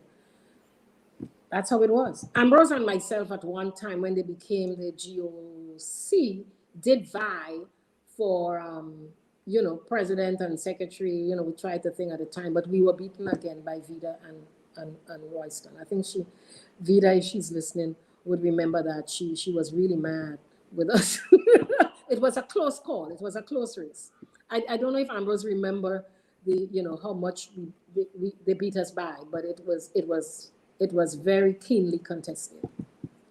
No recount in those days, right? I get. No, But let's go on to, you also played a part in, and I'm seeing these days where you're seeing a number of women, female, involved in track officiating. And I recall the early days in getting involved in sports. I would see the likes of Michelle, Hercules, and there was also Chase. Louisa. Louisa? Chase. Yeah, being involved in track officiating. Yeah. Before I forget, I'll come back to that. But before I forget, I also have to say in track and field that in that final, when we won Intercall in 1972, I set the record. I set a record for in the long jump. And that record stayed in place for 13 years until it was broken by Jacinta Bartholomew, I think in 1985 or somewhere around there. Yeah, so 72 and 13, that's 85, yeah. So I did hold the long jump record in Intercall for 13 years. And after I became an athlete, I went straight into the official status. I started off as a track judge, and I ended up as a chief track judge. Louisa, she was also a member of Long Island Striders. Teresa Beggs, I don't know if many people, as you talk about that, Teresa Beggs, who was also River Road, yes, River Road. Say it loud and clear. She was also in Long Island Striders. She used to do shot put and things like that, field events, and Louisa as well. So Louisa did officiating for a long time. I did at one point try to. When I saw there was an opening to have Mr. Clouden, Alvin Clouden's dad, he passed recently, a couple of years ago. He's been the chief starter for years. Himself and Charlie Francis did. Alistair Clouden. Alistair Clouden. He and Charlie Francis did starting for years. And as they got on in age, there was always an opening. And I always at one point wanted to be a starter. But the Sun, for medical reasons, I couldn't stay long in the Sun, so I gave that up. Although I was a member, not for long, of the Grenada Starters Association. So you also played a role in. I also played a role in that, but not for long. Not for long. Okay. Let's see. John, and he's referring to John Diabo, talked a lot about National Lottery long before it came into existence. He even was thinking about ways to reintroduce horse racing in Grenada. He would travel abroad and return with all kind of equipment. That's what. Not just equipment, but he would come back. He would get money as well for the IOC in those days. For the IOC, it was the International Olympic. Oh, sorry, it was the Grenada Olympic Association in those days. And he's right. John, I don't think, though, that people took John seriously. They just saw him as this little black African guy who didn't really command much respect, maybe in some areas. With Gary, yes, but I don't think that the rest of the business community or so would have supported John, because I guess people were so skeptical at the time, of non-Grenadians and what have you. Paranoia with all different things. So John wasn't really taken seriously, but he had a lot of ideas, and he did have, I think, the right contacts to help them. But I don't think he was taken seriously. How would you conceptualize? What's your concept about sports and what it was then to what it is now?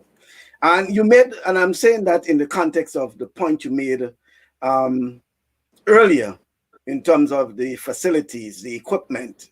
and comparing to what was there then to what is there now.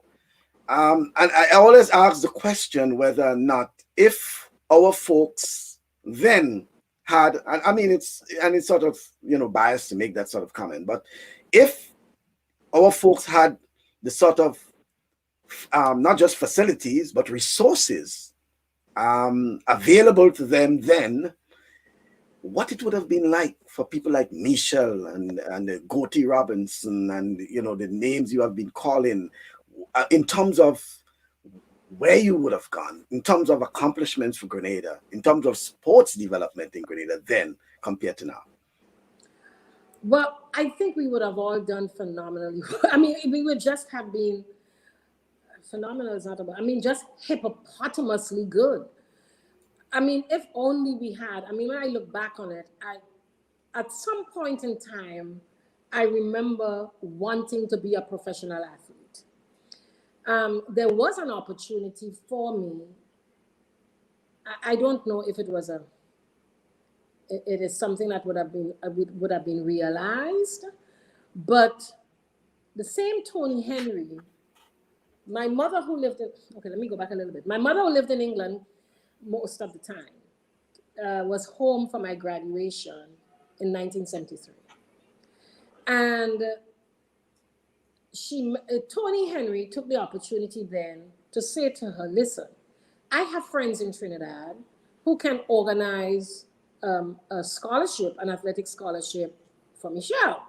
And I would like your permission to be able to go ahead and to say yes, so we could go ahead with the arrangements. Because I believe it was the same university that they were sending Joan Porter to. And my mother looked at him and she said, and when she's finished studying, what is she going to do? Because she just couldn't understand where this could have taken me. It just wasn't in her DNA. So, of course, he needed to have a permission, and that fell through the roof. But it really is incomparable, the two areas, because, I remember for netball, when we traveled, we had to buy our own uniforms. We had to buy every living thing. The only thing that was paid for was our passage and the accommodation. But we had to do everything else. And we did that proudly to represent Grenada. You see people now and, they dictate the pace in terms of what they should get and what, but we were very proud to make sacrifices, to purchase stuff for us to travel to represent Grenada. And in terms of resources and facilities, well, I mean, but there's no question in my mind when I think of the athletes of my time, Oliver Lake, in terms of jumps, the high jump, the long jump, how good he was, Raymond Anthony. I mean, Yvonne Anthony, his sister, I think, was part of Long Island Striders too, and she did jumps. She was pretty good. She was a hell of a good netballer as well. The Williams sister. If we had, just the facilities with the coaching that we had, we would have done extremely well. I think Grenada would have been on the map earlier. Donald Pear, if he had an opportunity, I think would have been an Olympian. I think we would have just done great with the facilities that we have. Again, but nothing happens before it's time, I guess. Mm-hmm. Well, it's interesting that you're speaking about those things, and that the hope is that we'll find a way where we can document, the history of sports in Grenada. Toro, I know we had a discussion about that some time ago, Toro, and he did indicate that that will be a very challenging task because it will involve a lot of writing, a lot of research, interviews, the resources, the logistics involved in finding the people, and even those who would have, would have gone, the Margaret Dow and and the others. How do we get someone to share their stories? It will be a huge task. Toro, the assignment is still on Toro. Yes, it would, because you and I, Michael, have been discussing this for God knows how long, Yeah, quite a in while. terms of documenting these things. I remember, look at Carl Drakes has been dead for so many years, and I remember Carl Drake saying to me, Michelle, you need to come. We need to sit down so we could talk about these things. Charlie Francis used to say the same thing. All these men they've moved on. My uncle-in-law, Dr. DeVere Pitt, I Yeah, tried, I started. He used to be vice president of the GNC. Tony Henry's father was Todd Henry was the president. Dr. Pitt, I think, was the vice president. And Charlie George was either assistant secretary to, I don't remember who it was. I think it was Tony Antwine or somebody like that. An Antwine guy who used to be the secretary, and Charlie worked with him. But for years, they used to be saying that, we need to sit down. And we say, yeah, yeah, yeah. And we keep on procrastinating on it. And, and that is why I think every generation thinks that netball started with them or track and field started with them, because there just isn't any record of anything from anybody, you know? mhm. Yeah. Yeah. Margaret is saying, easy for those who have passed on. You tell their stories through the voices of others. Yeah, Yeah. providing they would have shared their stories with others. Yeah. Well, Yeah, I mean, I think it's a project maybe that the GO, I don't know if they have the power to do that. I mean, the ability or whatever it is. But I think it is a project that the GOC could take on in terms of making sure that there is a Hall of Fame. Um, you know, the only thing is, things like cricket is not an Olympic sport. So I don't know how that would play out. I don't know how the politics of that would play out. But somebody has to take up the mantleship for doing that. The gauntlet has been thrown many times, and no, we talk about it and we talk about it and we talk about it. But time is running out on us in terms, and it could start with schools as well. You have Hall of Fame for people who win who get awards in education. How about a Hall of Fame in the schools? You yeah, know, yeah, for those athletes who have gone before. I mean, we could start there, maybe yeah. with secondary schools. I don't know. It's just a thought. No, and it's a good point, because after listening to the likes of Eugene Licorice, for example, on Thursday, and what he would have achieved during his time representing the St. Andrews Anglican Secondary School, SAS, the great rivalry he brought in the 80s, and as you said, the schools can have something where it probably will go even way back before the likes of the same Eugene, Livingston Nelson, Trevor Baudet, and others. Mm-hmm. And same thing as St. Joseph Convent, PBC, Yeah, GBSS, yeah, McDonald College, St. David's Catholic Secondary School, which was St. David's Secondary School before, and a pretty new yeah, school yeah. in terms of its history, could probably do something. So probably someone like Hamlet Mark, for example, could take on a project for that for the St. David's Secondary School. Secondary school. Yeah. Yeah.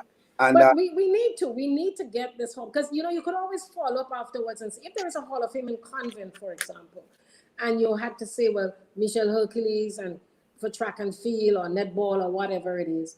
You could say whatever happened. There could be your next program. Whatever happened to so and so.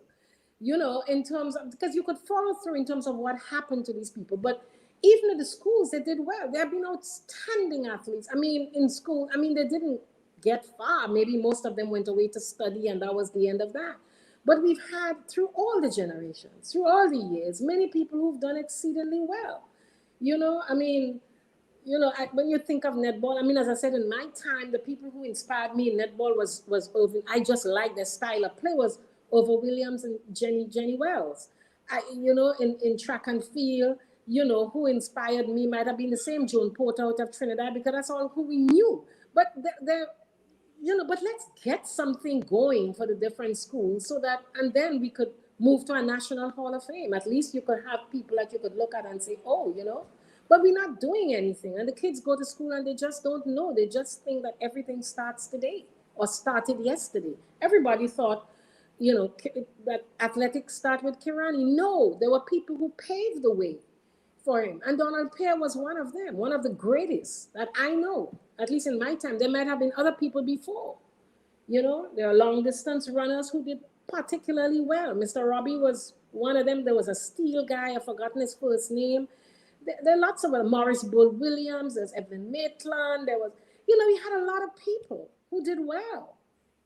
Yep, yep, yep. And even you start calling names there, and it start flowing because even Raymond Anthony, Herman Melo Peters yeah, was destined to be one of the greatest all-round athletes we ever had until he had the freak accident and lost his leg.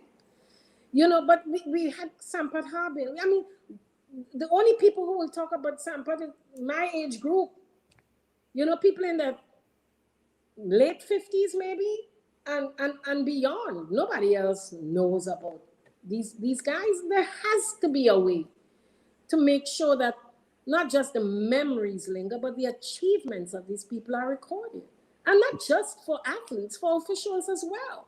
There are people who have excelled, who've gone beyond, to make sure. I mean, people, and not because Ambrose is my friend, but he did a fantastic job with GFA. I don't think there will be anybody else like him in GFA. Yeah, in terms of putting Grenada on the map, in the days of Shell Caribbean Cup, in the days of, administration. It's crazy, but we were so great. I mean, as a nation, we were such a great sporting nation. And as you said, the question that you asked about the resources, had we had them, yes, I think we would have done much better than this generation, actually, with the resources that they have. Yeah. Because there was commitment, Michael. There was passion. There was commitment. It's not about the money or you actually forcing people nowadays to represent Grenada. It's a shame. There's no pride. There's no patriotism. I don't know. Well, maybe. George Goatee Robinson. Good afternoon to you, Goatee, and I'm certain Michelle will say good afternoon. He said, Michelle, we had mentors who shared their families with us. Yes. Time, talent, and treasure. Our generation seemingly was differently lost it along the way. That's what he's saying. Yes, yeah. That's so true. But it was just a different vibe altogether.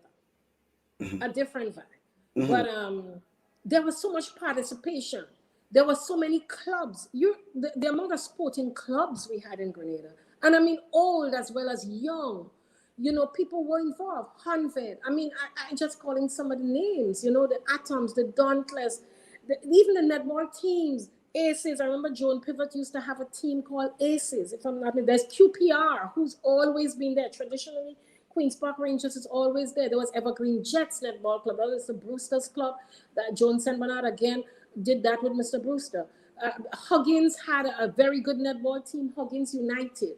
There were so many teams and so much willingness. I mean, people were lining up to be a part of. There was the team that Jennifer played for. That team. Oh God, it's not coming to mind now. The netball team, herself and Jeanette Decote Falcons, I think it was. There was so much interest in sport. We were young, we were enthusiastic, we were driven, we had passion, we wanted to be a part of something, and people did something. If it wasn't track and field, it was netball. You didn't have to beg anybody. People lined up to be a part of it. I don't get that. Parents not even pushing their kids anymore. I mean, children go to school and you have parents making excuses why the child should not even be a part of the sports in the park. They should stay. This is ridiculous. But it is what it is.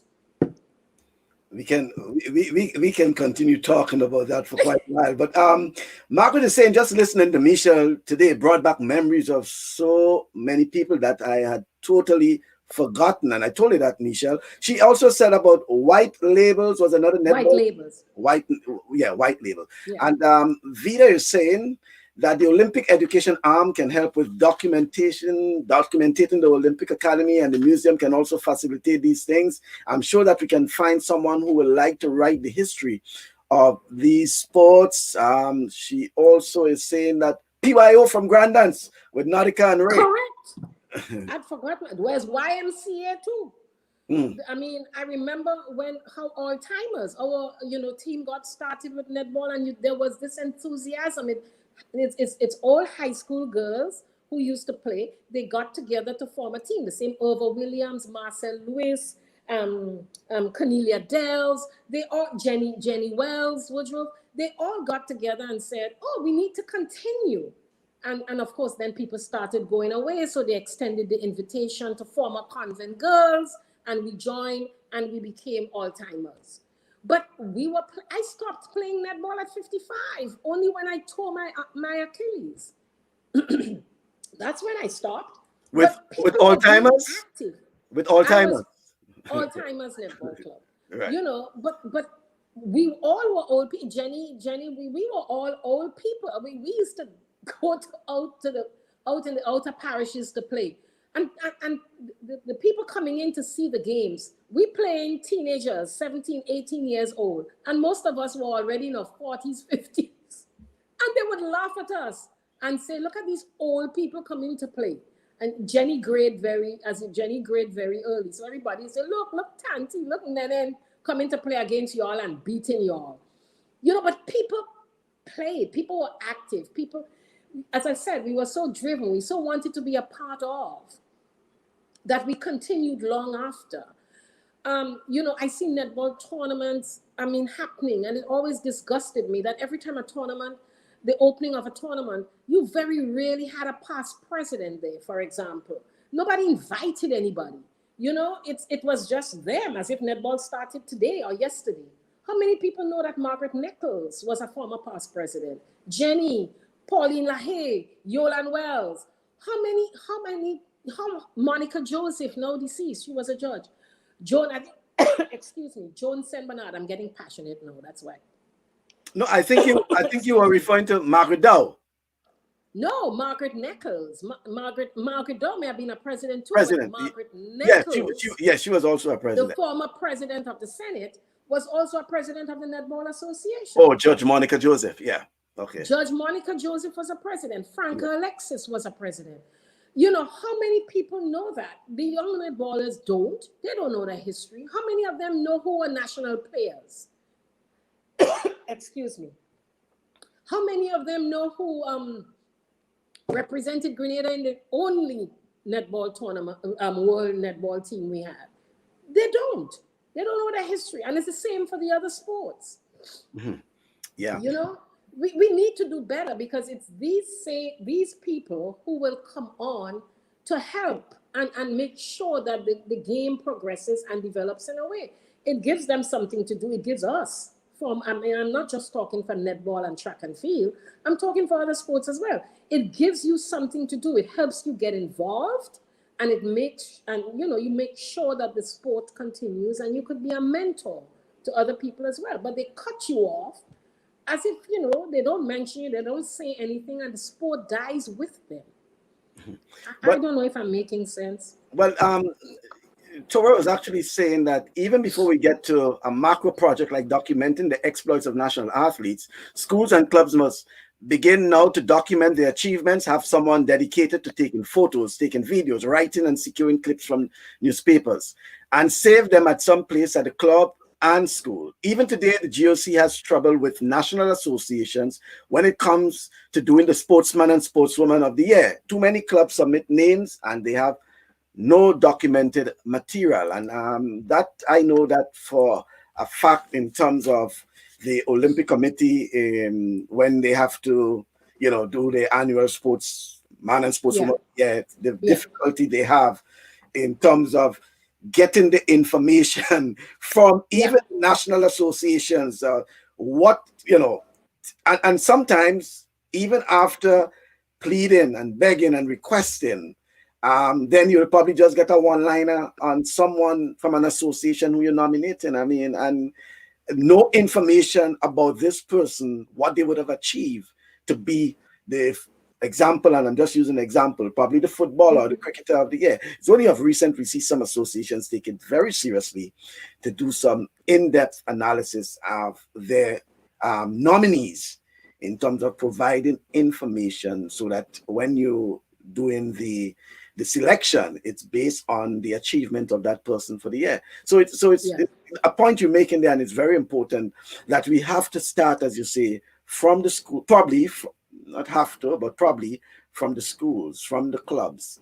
And talking about clubs, Michelle, I want to hear what your take on clubs, because it appears that during your time in the 60s, 70s, and even in the 80s, there was a lot of clubs were in existence, not so A much lot of teams, clubs. A but lot of clubs. club sports was something big in Grenada during those times. Yes, as I said, I think the Jetstar Sports. I mean, the people in track in the GA as it was then, the GAA now, but the GNC, Goat, you might remember.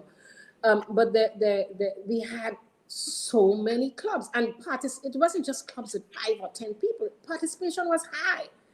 You know, there was a police club, there was PBC, there was, as I said, there was 100, there was Atoms, there was Dauntless, there was St. John Sports, there was Hurricane, there was, you name it, we had clubs. I remember for Whitsuntide Games, you had as many as 16 countries coming to Grenada, Guyana, Suriname, Trinidad. This was a big thing. You know, now we actually, and that was just long before Carifta, long before anything else. But I don't know. You can't even get too many young people. It's just a selected few who willing to go the extra mile. You know, I don't know how we do it, but I don't know what happened along the way. And you would think it would have been better because our facilities started improving. We started getting stadia. We now have 2 stadia. I mean, but what are we doing? Kirani James, and then what? Mm-hmm. Well, I mean, I'm not saying they're not other good athletes. yeah. I don't follow it as much, no. Mm-hmm. But the point is, the resources are there. But I think it needs a lot. It calls for maybe something new. Parents, the schools, the church, everybody. It takes a village. Ambrose Phillip is saying there are more and better fields or pitches everywhere, but sport disciplines are less played in bracket and worse technically.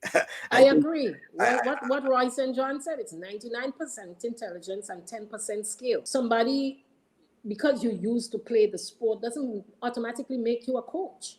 So technically, we just don't have the people with the sense. I mean, I don't want to offend anybody, but it doesn't mean that you automatically get to be a coach because you played. Mm-hmm. Because, I don't know. I mean, I might be. That doesn't mean I should be a coach. Yeah, if that's the case. But I'm not a coach. I don't have the technical skills to be a coach. You could have played and probably be the worst player. Yes. Margaret Francis says, I think it's a reflection of a bigger problem in the society. That is how we regard and treat our seniors. Once someone passes a certain age in Grenada, the trend is to put them out to pasture, and that's the end of it. Yeah. Mm-hmm. And that is so true. That is so true. So somebody it has to start somewhere. My profile message is this, and it has stemmed from, me being in sports. The leader of the speed of the race is determined by the leader of the pack. So somebody there in leading position has to be able to come forward and say, listen, let us start. Let us make it worthwhile. Let us see what we could do. Is not just, when once, I mean, few people would mention Ambrose's name now in football. Few people will mention, well, I have long gone down the drain. But I mean, I'm talking about others. Who knows about that? There has to be some way to make sure that administrators, that athletes, that officials, whoever, we get a way to always recognize these people. And we could do it in very simple ways. Convent has some sports in the park, or GBSS or Intercall. Bring back the people who've been record breakers. It's not going to cost you that much. Once people feel recognized, once they feel that, they've been given some sort of recognition, they're willing to help. They don't charge you anything. They do it for free. They just recognition. It's like customer service, actually. You walk into a store and you remember, oh, Mr. Bascom, good to see you today. The mere fact that the clerk remembers your name after 1 or 2 visits, that in itself makes you want to come again. Mm-hmm. And I think it's the same thing, that you really try to encourage and involve people. They will help and give you whatever assistance. Nobody's looking for no trips abroad. Nobody's looking for money. You're just looking for involvement, because the game, the sport the discipline that you had a passion for, you want to see it continue in that vein. So, stop. It's too much about the messenger and less about the message.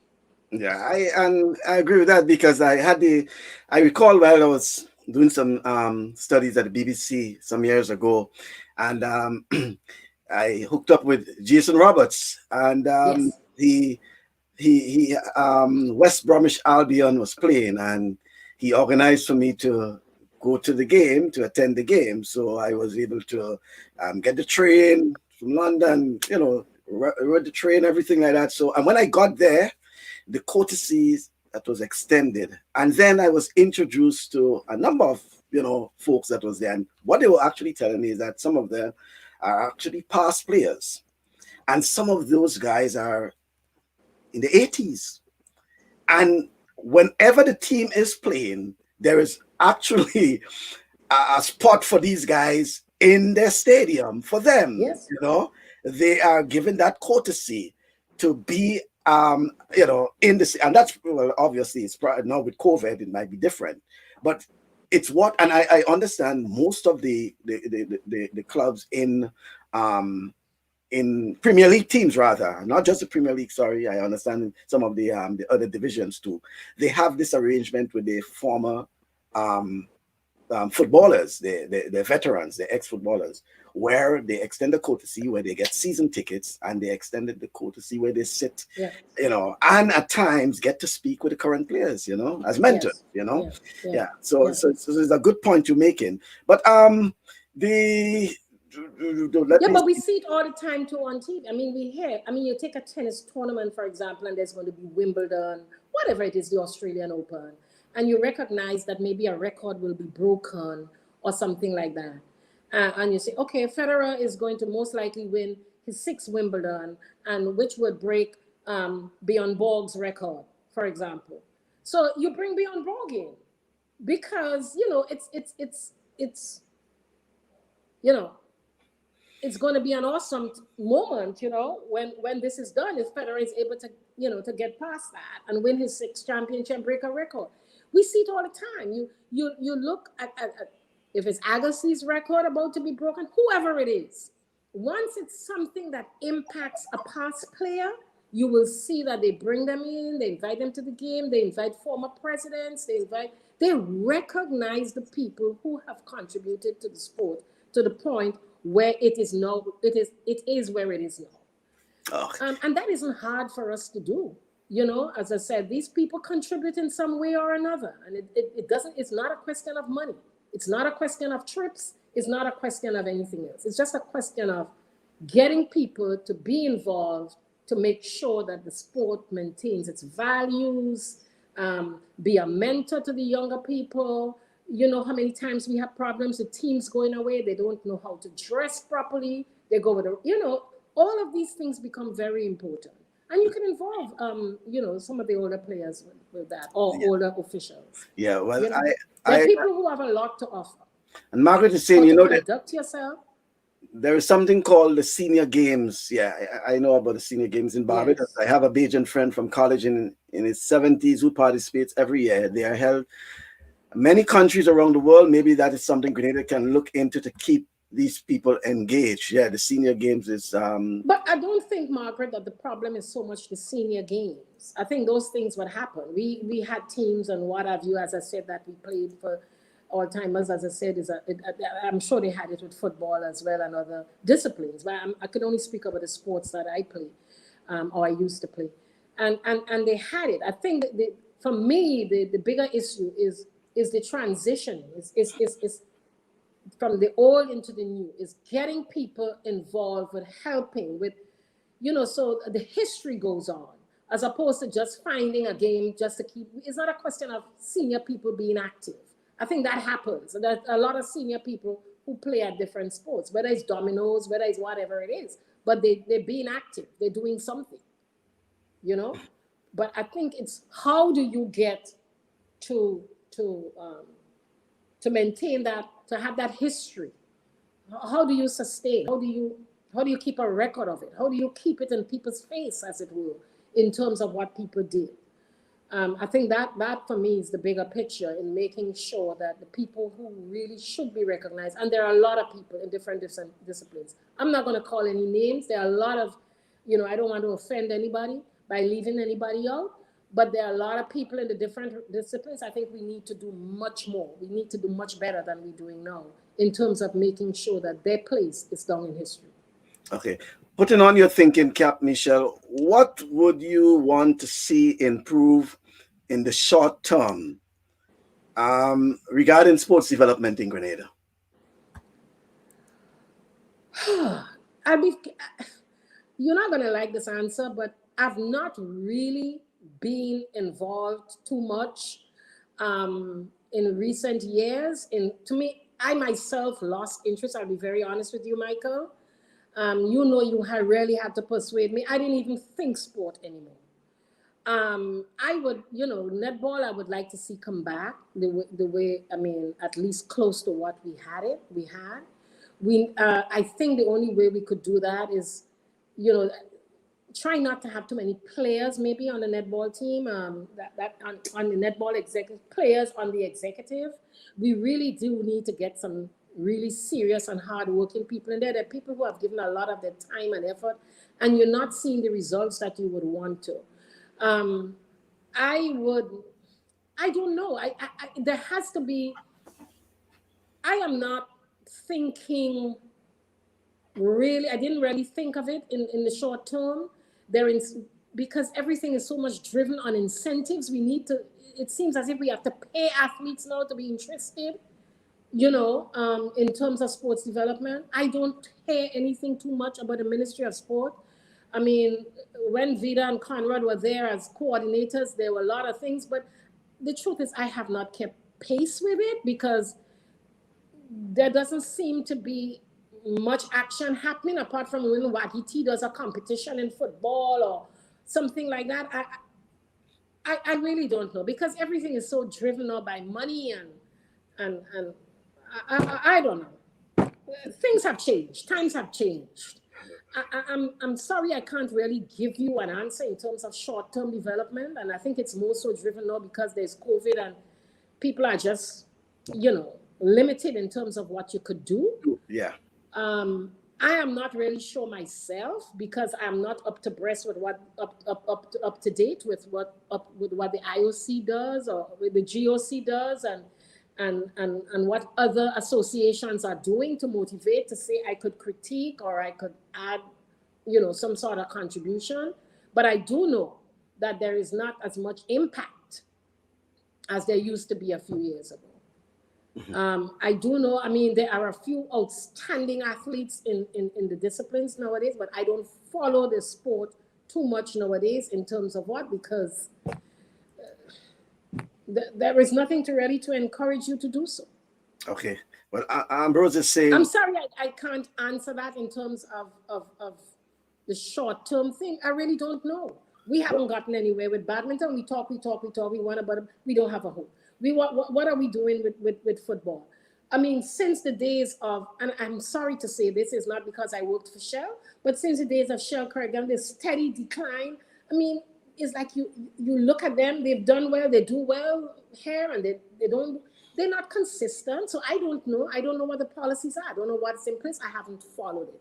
If a team is playing, I go to the park. I don't go anymore because you don't get that,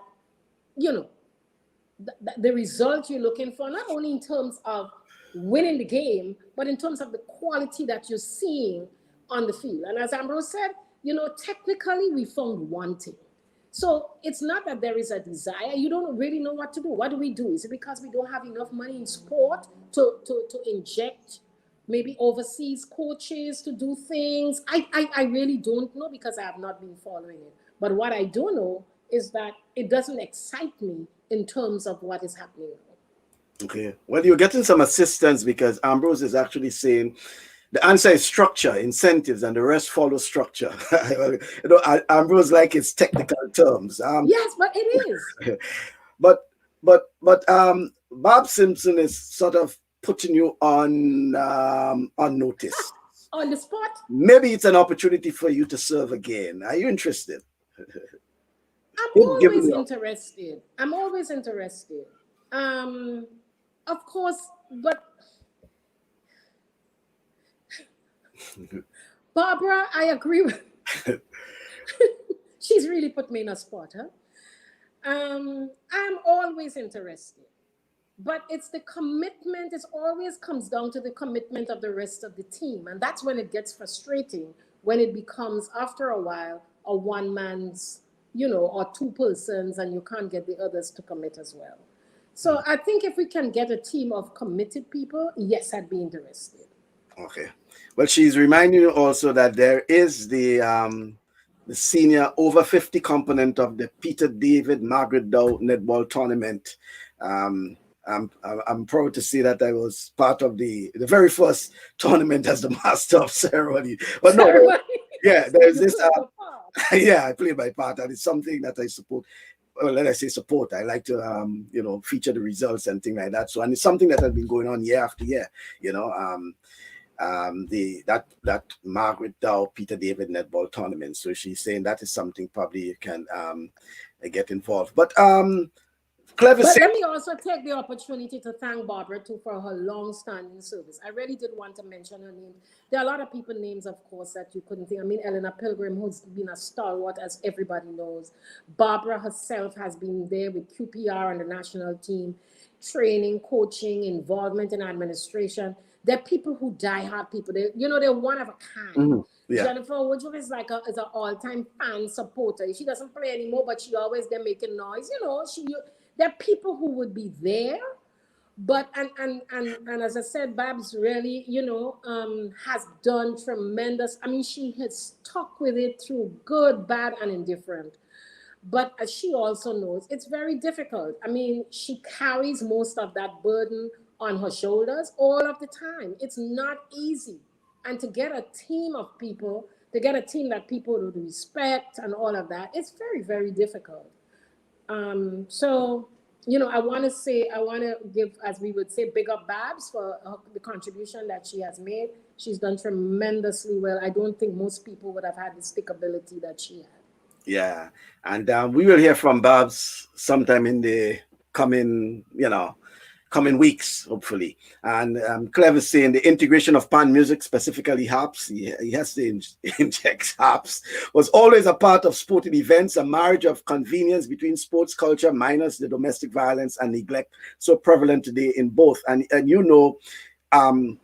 in those days, fan music was the entertainment, was the DJ at Yeah, sporting events. Yeah, yeah, Pan music was the DJ at sporting events, mm-hmm. yeah. Um Yeah. do let me see if there is any. Yeah, there's a couple. Yes. I was just saying, great, that is one of Oh, I passion. think Babs is taking me very seriously. Michelle, let's Yes, call. I'm Yeah. seeing Goti's comment. Let's call a spade a spade. Are you trying to say I'm being diplomatic, Goti? Maybe I am. But But it is. It's and Goti, I think, would agree with Ambrose's comment too about structure mhm, and the lack of good technical people in place. mhm. I think people, a lot of people are there not because they have the. I don't want to question people's ability too much, but um, okay, good. It's hard for me to call a spade now. That would be politically incorrect. I but mean, but talking about the pan, you recognize this? oh yes, that's SJC playing at the Regal Cinema. No, sorry, SJC playing at St. Joseph's Convent. That was our first pan performance. That's me in the front there at the playing the double seconds, Oh, and that was our first performance after the guys trained us, and we performed at the convent, and it was just, you know, mhm. I mean, the ratings were so high, they were, Trump And would have been pleased. that would have been in the 70s. That was in the 70s, 1970, I think, 71, somewhere around there. Wow. 50 years ago. Yeah. Wow. Wow. Wow. Yeah. Yes. Well, you weren't even born yet back then. So Michelle, Yeah. as she says, sorry for not being able to get. I know it took a while for you to think. I wanted you to put out your thinking cap, but as you said, the pandemic itself now would have probably creating these challenges and things that, in terms It of is. what it is that could be done and I specifically look at the short term, because it's almost as if sports have to get a restart. you know Yeah. and not just in Grenada, probably in the Caribbean, a sort of restart, to get things going once again. And I'm hoping that the administrators on one side and the sportsmen and women on the other side will probably. Don't forget the fans. Don't forget the fans. Well, yeah, but Because don't forget, I'm in saying, my day, I mean, when a football game was being played in the old Queen's Park, the guys, it was good all around. You had good structure, you had good teams, you had good technical people, in terms of your coaching staff and in all disciplines. And the fans came out in full voltage. I mean, I remember Ratty with his trumpet in the stadium, and the fans were just incredible. People came out in large numbers to support. We represented in Windward Islands, we represented regionally. So we just have to find a way to get back there. And thanks, Ambrose, but I do agree a lot of it has to do with structure and the people's commitment to want to take the sport. You have to have a passion, be it as an official, be it as an administrator, be it as a player. But you have to have some sort of passion to go forward. And I don't think that's there anymore. People are in it for the money and what the trips and what they could get out of it. I mean, it's that's what it is. Are you there? yes, I am. I am Did there. I say something out of turn? No, no, no. I was just looking to see if there were any further comments that I can post, but I see something about commentators and Angel Hearts for the bands for the March Pass. Yeah, that is what I was actually looking at there. Yes. Yeah, March Pass, St. Joseph Convent and the Anglican High School for years. They were using Yes. Yeah. the steel bands. There wasn't anything as the DJ in those days. Okay, No. yeah, you have to march to the steel band, and then when it's time for entertainment, whatever, the steel band gets its time to play as well. Okay, and that is what I was looking for. Now it's all about a big DJ and a big party, as they would say. That's right. In sports, Right. and seemingly a distraction to an extent, seemingly a distraction to an extent. But let's see how we can go now to what it is. There's something else I wanted to talk to you. Oh, I wanted you to some names. I know you said you're not good on names. You did mention the likes of Hazel Bezinski, and at times I think you said Jenny and Jenny Wells. What is Jenny Woodruff? I think it's Jenny Woodruff. But Jenny, right.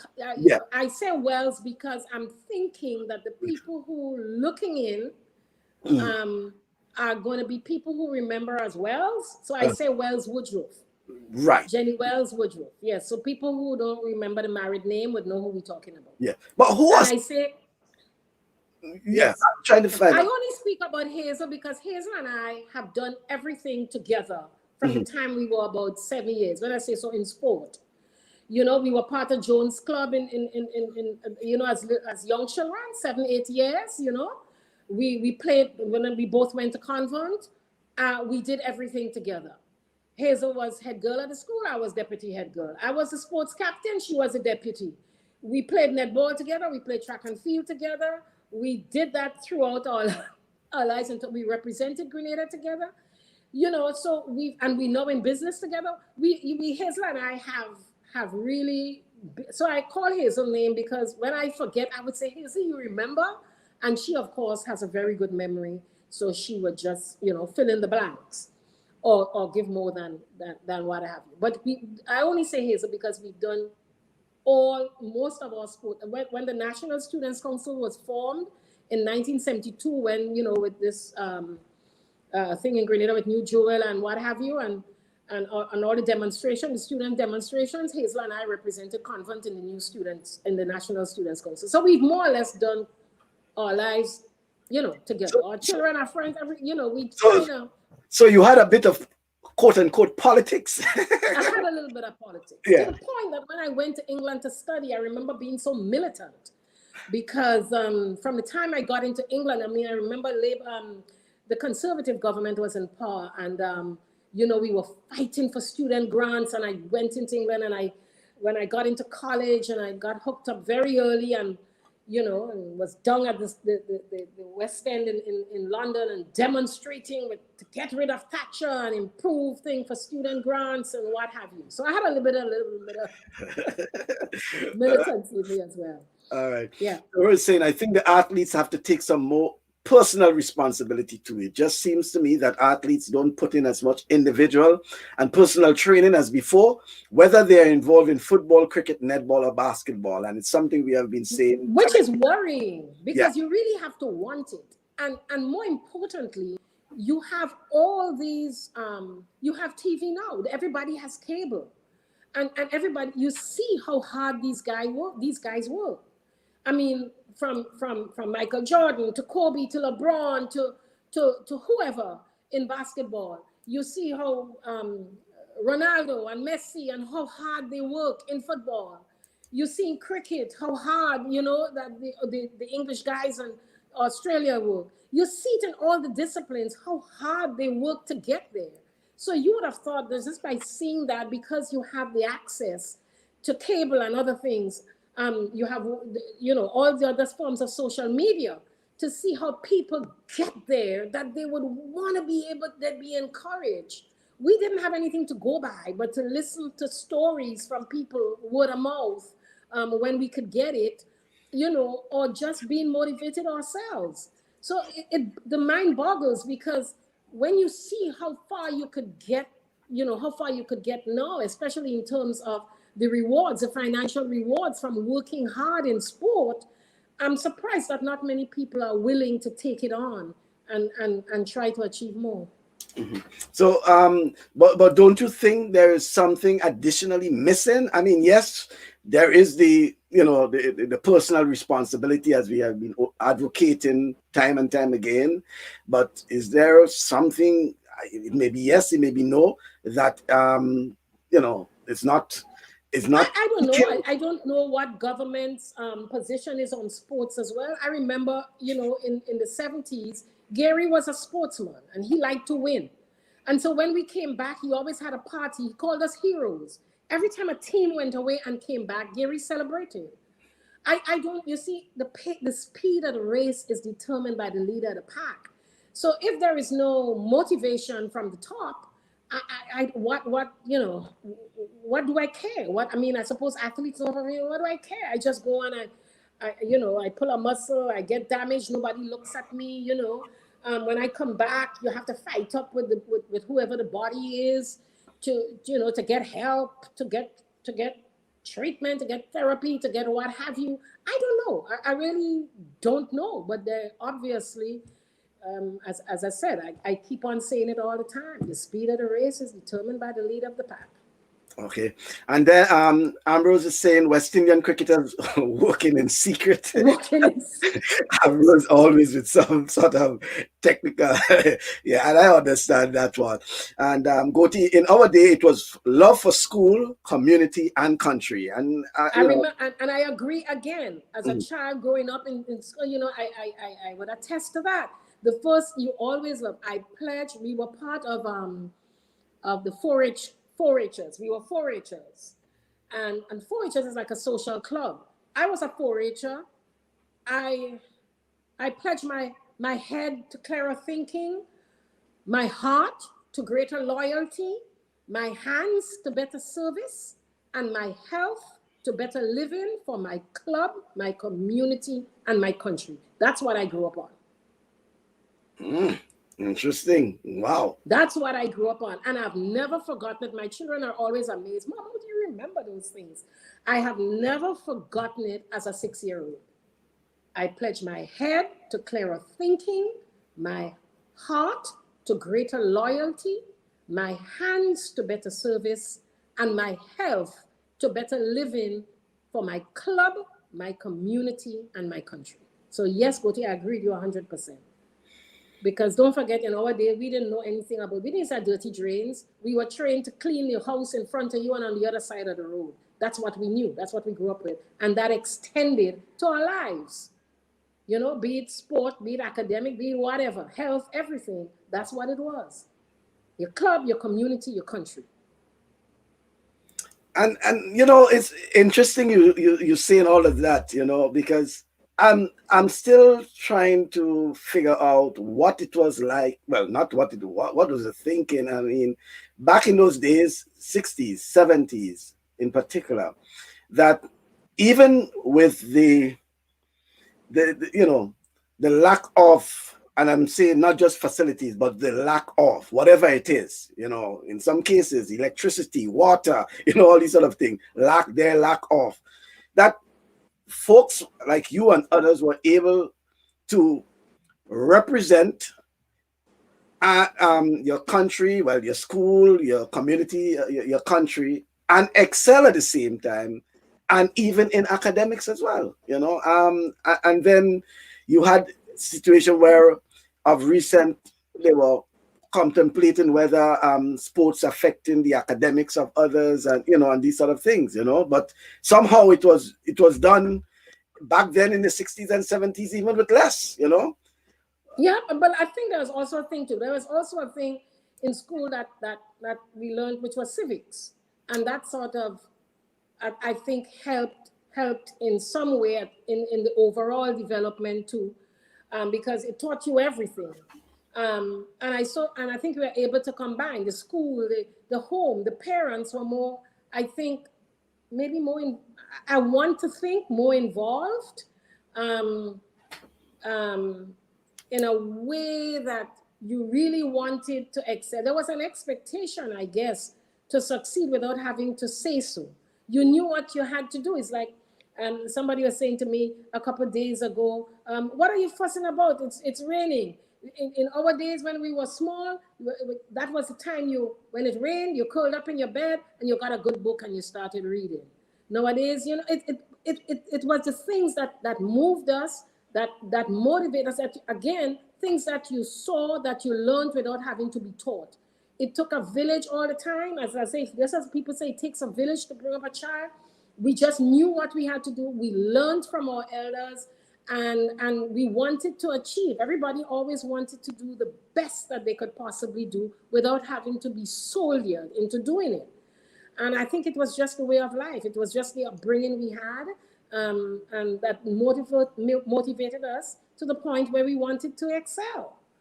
I don't know. I didn't come from a privileged family. We were comfortable, but you always know that you wanted to do better. And your parents, although they were not saying to you, you need to get up and do it, but just the way you were brought up meant that you were expected to do well. And we had everything in the convent. You had, today I had Legion of Mary, to, you know, just by these extracurricular activities at school, it helped you to be a better person overall.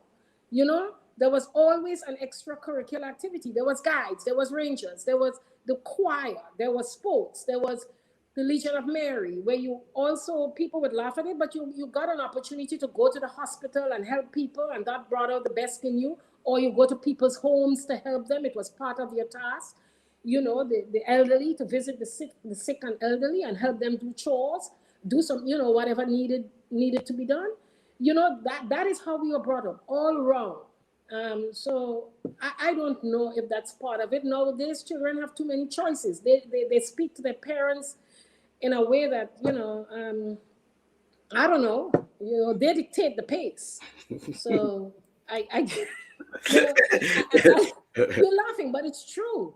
You know, I remember going into Foodland a couple, maybe about 2 years ago, into the supermarket, and there was this lady came in with a young child. Child must have been about 3, 4 year old, 4 years. She just picked him up from school. There weren't many people in the supermarket, and he came in crying, you know, and mommy, I want this, and he was asking for stuff, and she was trying to quieten him and say to him, you know, you can't have this or you can't have that. And of course he wasn't giving up. And and eventually, when she must have told him to stop, we just heard this loud thing from this child, and you bitch, you know, and the whole, Michael, I'm not lying, the whole supermarket froze, because I think everybody in there knew that if it were we were that age, the slap we would have gotten across. So everybody's there waiting for the slap. Eh? It never came, and she very hurriedly took the child out and went out. But you know, that is what where we are now. You know, so you know the kids determine the pace. So I don't know. It more looks as if the parents are expected to live up to the children's expectations than the other way around. Okay. Torres saying in 1978, Carnage United lost a GFA football final 1-0 to Hurricanes. Some Carnage fellas were so depressed at the loss, they walk around the wharf all evening, unable to go home and shower. When Ambrose comes on to the program, we all could have a discussion about it. Without prejudice, I have no reservation in saying that for the past 3 or 4 decades, sports administrators, most of whom did not play sports, no knowledge of Renena's past experience. And I wonder if any of the sisters ever tried to recruit Michelle into becoming a nun. No, No, Hazel was almost a nun, not me. I always gave trouble. In inverted commas. In inverted commas. Okay. They tried to recruit Hazel, but not me. Okay. And obviously they prayed on my head too every Monday morning in the church, in the parlor. Margaret is backing up what you said there. I would have lost every. Yes, you have lost every tooth in your mouth. Yeah, and it's probably what you're saying in terms of even how sports is being affected in terms of they being part of the process. They're not getting involved. They're not, you know, as you say, they're dictating the pace. So whereas it was almost compulsory for you to be involved in sports during your time, and even if you know, there isn't a command or marching orders from your parents, you want to get involved. These days, if a you know, parent I lived with my grandmother, as I told you, at a very early age. I was brought up by my grandmother. She was, in her opinion, her thing was, so long as you are in school and you're there with the nuns, she figured I was safe and I was doing stuff. Every race that I ran and I won a prize, I brought it home for my grandmother. And she used to be so thrilled at the thought. And I mean, without saying I encourage you to go out, I was out there again because she was pleased with what I was doing. You know, I don't know. I just find kids just have. And for those, it's a different time. And for those who joined us late, just to recap again, when you say you grew up with your grandmother and you're talking about Petite Esperance in St. David, eh? No, I'm talking about Providence. Providence in Providence. Petite Etang. And Petite Etang, which is way past Ashenden Cocoa Station. Okay. Ashenden Propagation Station. Petite Etang. Petite Etang. So I had to run. Yes, Michael, I had to run to avoid the Lajables in the bamboo. That was, I guess, as much. That was way up. So no, it brings home the and the Jumbie in Providence. Okay. In Providence, cocoa. It was full of cocoa. Providence was only cocoa. So it was always very dark and scary. So it is the Jumbie in Providence and the Lajables in the bamboo in Ashenden. Okay. Michael, Miss Michelle was a steel pan player of the first girls steel orchestra. Yeah, the steels, we did get through with that one. Yes, she not every tooth, Margaret. Every teeth. Yes, say that. That means all would have been out. All would have been out. What we need is a gallery, not a pop-up room that can speak of the past, remembering those of the past, so we can appreciate and apply deterrence to avoid the pitfalls of today. Michelle, your manuscript was on display this evening. Pen it. I have a title: How Michael Became Michelle the Athlete. Yes. I love that one. As Harold said, all these years. As a matter of fact, you know, when I sent out the promo and I pronounced as Michelle, I remember Cecil Belford, aka Flying Turkey, said, "You sure you didn't make a mistake? You made a mistake in terms of the spelling of a name." I said, "No, that's the correct spelling of a name." And he said, You sure about that? I say, yes. You know, I say, well, this is news to me. First time I'm hearing that, you know. So I guess as much as not just Harold, there was, you know, Flying Turkey, even Clev and others probably knowing for the first time that your name actually was spelled. Well, you basically was called Yeah. Michael. But I think I should know how to spell my name. But as I said, I always answered to Michelle, and that was mainly because the nuns insisted that I couldn't enter the convent with a boy's name. So they started calling me Michelle. Wow. Yep. Yeah, Interesting enough. somebody was just saying something about the Oh, playing netball, I Hannah. admire her as an umpire back then. She took command of the game. That's Hannah Plenty. I know Hannah Yeah. played netball. And she said, yeah, and Lincoln Deputy in truth. Well, so netball, basketball, football, badminton, track and field, academics, and also civic education. Yeah, Yeah, quite a bit quite accomplished. a bit. Yeah. So as we get ready to wrap up, Michelle, Yeah. it has been a pleasure chatting with you, and probably some parting words from you, obviously, to not just the current sportsmen and women, and also those those who have prospects, but those who would have blazed the track before. And I always say when I say blaze the track, I'm talking not just track and field, but whatever sporting discipline. Um, in terms of the involvement, I know um, it took a lot of persuasion to get you to talk, just as how took a lot to get what's his name, Eugene Licorice, to speak for the first time since 1994, 95. As you said, Michelle, you probably did a little comments for Intercall some years ago, but in terms of sitting down and discussing and sharing the stories, everything, it's probably your first time.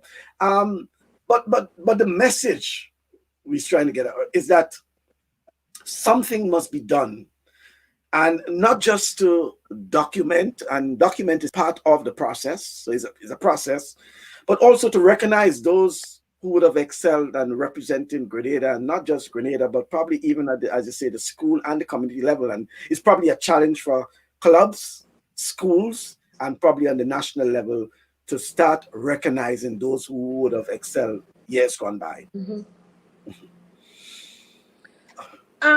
Yes, as I said, Michael, we've spoken about it many a time and wondered how it could have been done.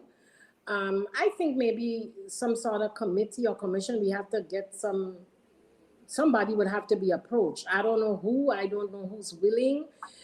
We're very good about talking about things, and we have great ideas when we're on TV and the world is looking, and everybody feels, they're feeling good about themselves. But when it comes for action, as I said, very few are prepared to take that step forward in terms of moving it to where it wants to be. I don't know. Again, it calls for a certain amount of commitment. It most likely would rest in the hands of a few people. It would boil down to that. But we got to start somewhere. And maybe you seem to be able. You obviously have mastered the art of persuasion.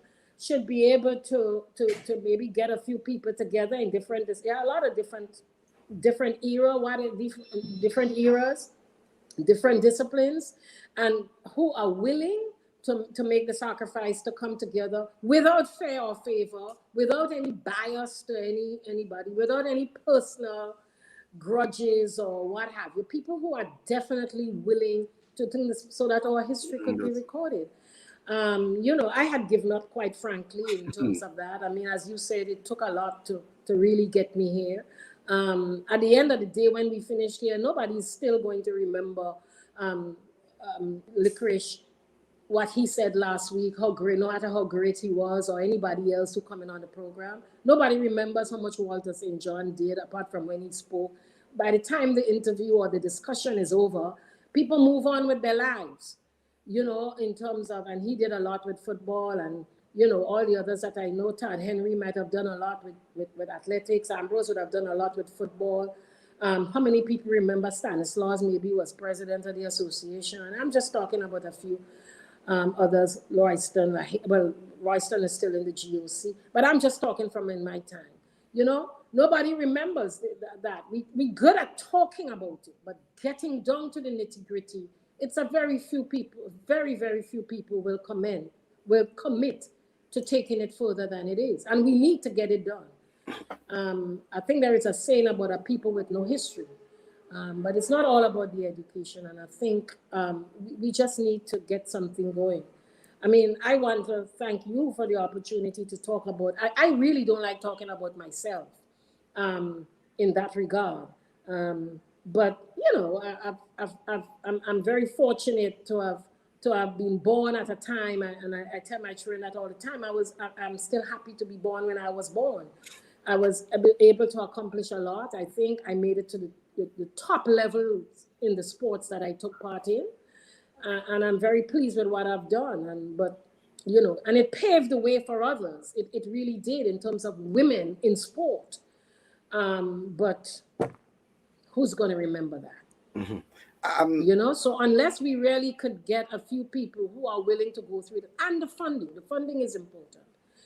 And to try to be as objective as possible in making sure that some people, there's so many names that I can think about in all the disciplines who have a right to be recognized forever, etched in history, Right. as we would say, indelibly branded. But who's going to start it and see through to the end that it happens? Is government going to commit to help? Is the GLC going to try? I think Vida made some comment about funding. I'm not sure how much they could do. But who else? Is there somebody we could approach? Look at when, what's his name?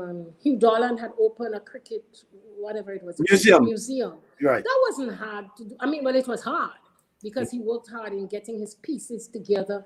But it was such a wonderful project that could have been extended to other disciplines. Mm-hmm. Yeah. So as we get ready, we have the talent, we have the ability. I don't think there is the passion, the enthusiasm, the drive, the willingness to go forward because we've been so petty with people over things. When I still see the pettiness sometimes with athletics in terms of, former officials and things like that, and nonsense, keeping people out, not because they don't have the ability, because you don't like them, or because you're scared of them, or in different disciplines. And I could say it for netball, for GFA, for track, everything. That's just nonsense. We just need to know what the common good is and the common goal and just work towards it. But how much of a threat could I be at my age, in almost 70 years? Well, when I asked you, how much of a threat could Ambrose? How much of a threat? Well, so many people be. I mean, come on. Well, when I asked you about the short term, that could be probably the short term. We could fix that, but I'm not. Michael, we've said that short term so much. That short term, don't forget, because you and I, don't forget now, you and I have been speaking about this for over 10 years. Yeah, quite a while now, I must say. Yes. Yeah, it could be more than 10. So the short term has now become so long term, it's about to be extinct. Yeah, it has. But Goti is saying something there. I'm sure you take him up after the program. She said, a beautiful tomboy. I was. Yeah, it's a beautiful tomboy. And Toro, well, that is a question for you. So who is the roughest, toughest local netballer Michelle ever played against? I mean, locally, it would have to be.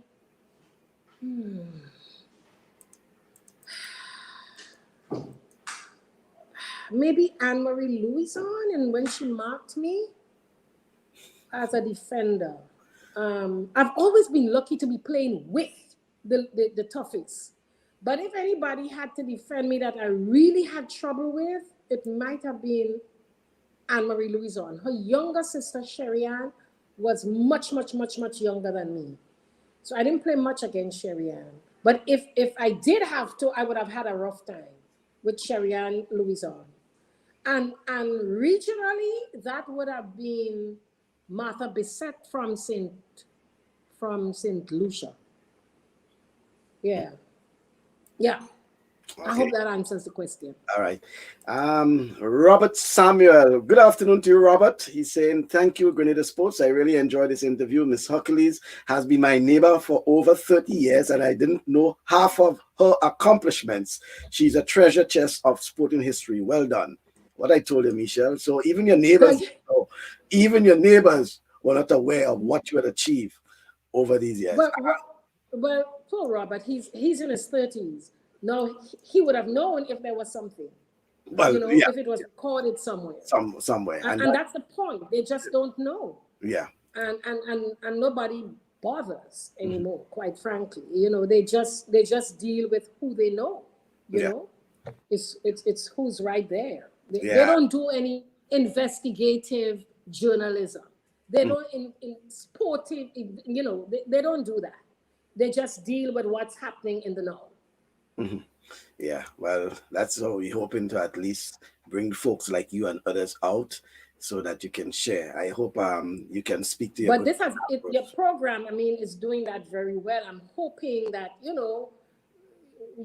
depending on when you said you plan to have people like Ambrose in and other officials, and when we start having a conversation going, Mhm. coming out of all of these discussions, we can say, but these are some of the highlights from it, and maybe this is what we could get to do. So if I'm talking to more people, maybe you get some more ideas. I don't think I was very helpful in terms of ideas. I came on to discuss what I did, some of the Yeah, things that I did and at the time, but I'm pretty sure that you would have people coming on who are ready and willing to discuss these ideas and take them, and maybe we get another chance mhm. to prove ourselves again.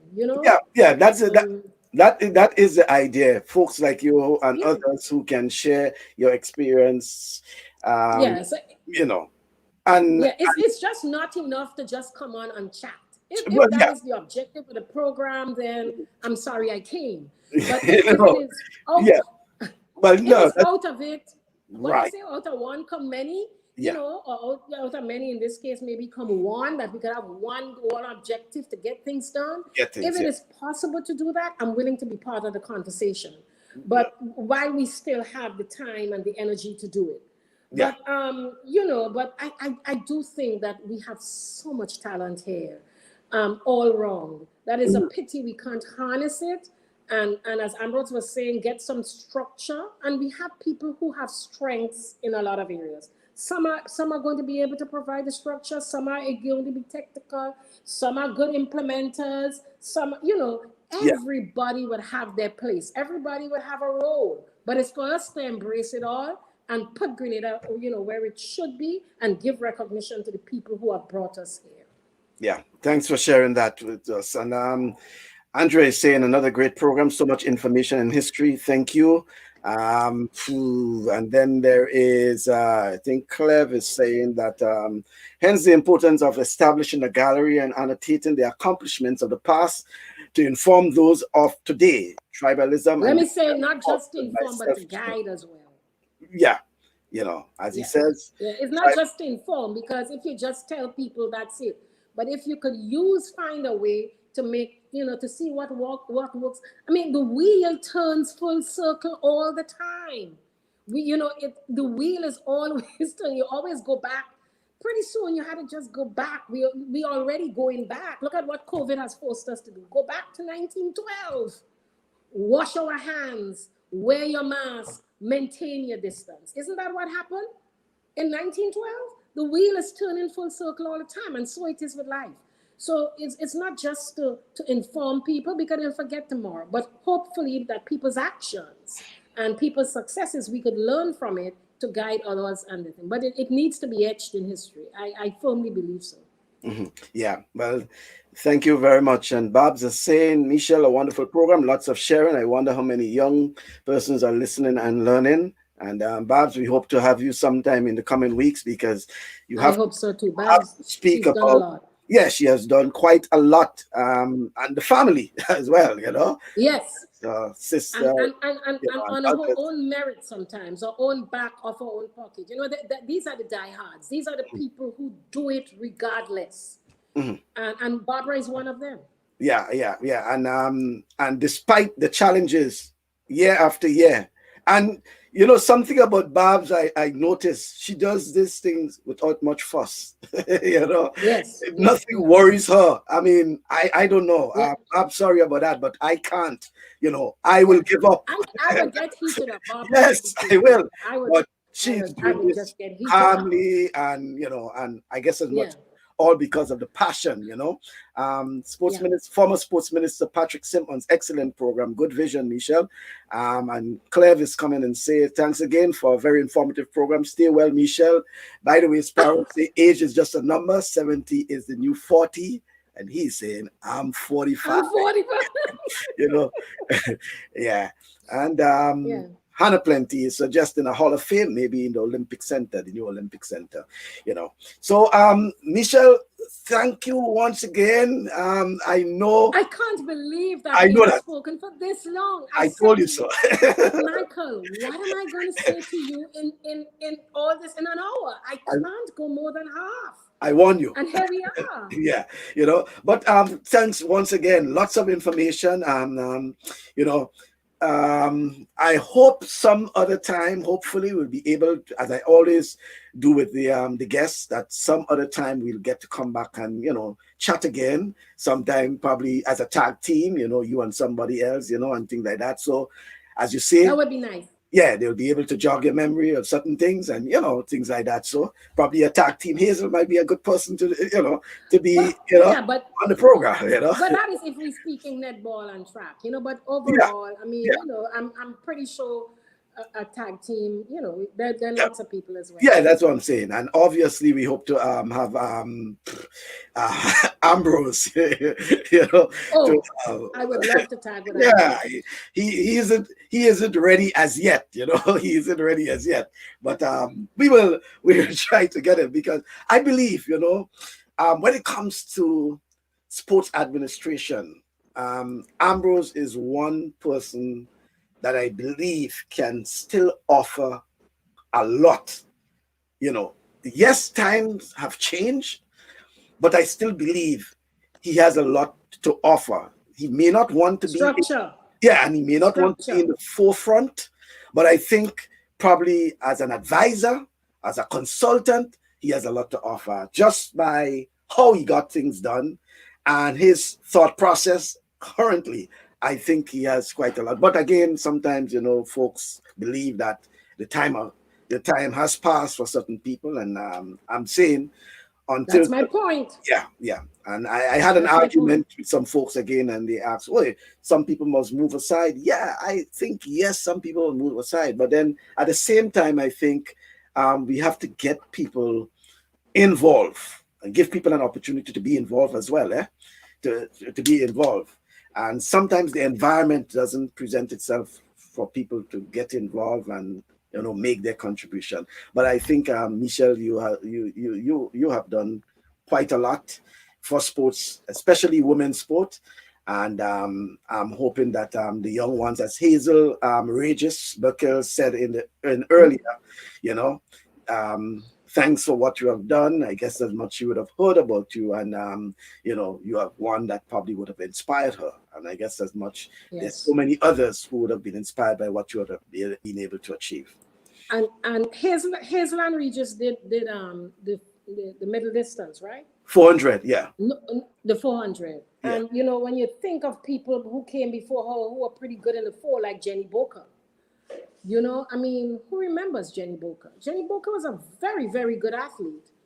Very, very. I think she set the tone, as I said, the tone Yeah, for a for lot the of lot, yeah. female athletes over that distance. Jenny did the 4 and the 8 as well, I think. Yeah, and she also did she did the 4 and 8. I think she got medals in 73 in Trinidad for the Carifta Games. And then there was Yes, even yes. Jacinta Bartholomew, you know. Well, Jacinta was afterwards. Yeah, Jacinta I'm was in the talking about, yeah, 80s. in the 80s, Yes. who came after. Jacinta was in the 80s. But Mhm. Jenny, I'm talking about the people who paved the way. That's why I keep on saying people like Donald Pear, who paved the way in middle distance running, and Morris Bull Morris Bull Williams. Williams Yeah. in long distance. And so that's why I call it, because don't forget, I am from the 60s and early 70s. Jacinta was in the 80s. Jenny was in the 70s. you know. So I have I'm female athletes who did well in that time. I mean, it's just like Janice in netball was more in the 80s, although Janice played in the world tournament in 79, but she didn't mature. I think in competition as you know, as is only in the 80s. I think she really did mature into her own. Um, until then. But you know, so in the different disciplines, I'm just speaking. Vida, I think, had more impact in administration as coordinator of sports, and then go on to permanent secretary. You know, in that regard, I mean, you know, she played netball as well, but her impact, for example, as a woman in sport, has for me always been in coaching and as a coordinator of sports. When she was a coach in high school, coordinator of sports, and obviously when she went on to become permanent secretary in the Ministry of Sport. And similarly, people like Nadika McIntyre, may she rest in peace, you know, women who've blazed the trail. Nadika represented Grenada in women's cricket, Cricket, yeah. in table tennis and in netball. You know, these are, she's a player again of the 70s. You know, so there really have been a lot of women in sport. My thing coming on today was mainly to show that. I think that's what you asked me to do. Yeah, yeah. But although I really did have some administrative role, but my bigger role was as an athlete and you know, performing as an athlete. And I mean here netball, track and field, everything, badminton, everything. That's where I, you know, made my mark, as it were. Yeah. Well, thank you very As much. Pele Dabo would say, he always was so thrilled to all the matches we played on the Public Workers Union court in the back there. We used to play a lot of our netball matches there. Pele Dabo would say, "Boy, I just want to go down to see Michaele Hercules' skirt go up in the air and come back down." Yeah. Ah, That naughty boy. you can't take it away. Yeah. All right. Thanks. Not a way to end. Okay. Yep. Yeah. Thanks very much, Michelle, and I appreciate you being on the program. We have made 2 hours and 45 minutes, 2 3/4. That is quite a lot, you know. And I want to thank you because we're hoping that we can get more of you, you know, others like you to be on the program to share their stories, to discuss, to talk about things, how they did those things in the past. And, you know, and as indicated, you know, look, your neighbor for 30 years didn't even know half of what you were talking about. There are others who didn't even know how your name was actually spelled, you know, you know, all these sort of things. So quite a lot, I thought, was, you know, we gained quite a lot from Yes. your deliberations this Well, afternoon. thank you for having me. You know, as I said, I was very reluctant to come, but you know, I guess we just once you get into it, it's difficult now to get us off now, isn't Yeah, it? yeah, But thanks a lot, and thank you to your viewers too who made comments. You know, the Depretin brothers are always there, always, you know, always one of my favorites. yeah. Not only from Pan but otherwise, because they constantly making contributions. They always here in Grenada. And you know, I think they're so patriotic as well. They have Grenada at heart. Old school. And they want you to That's be how the back. old They school. want you to be back at the wharf. Eh? They want me to.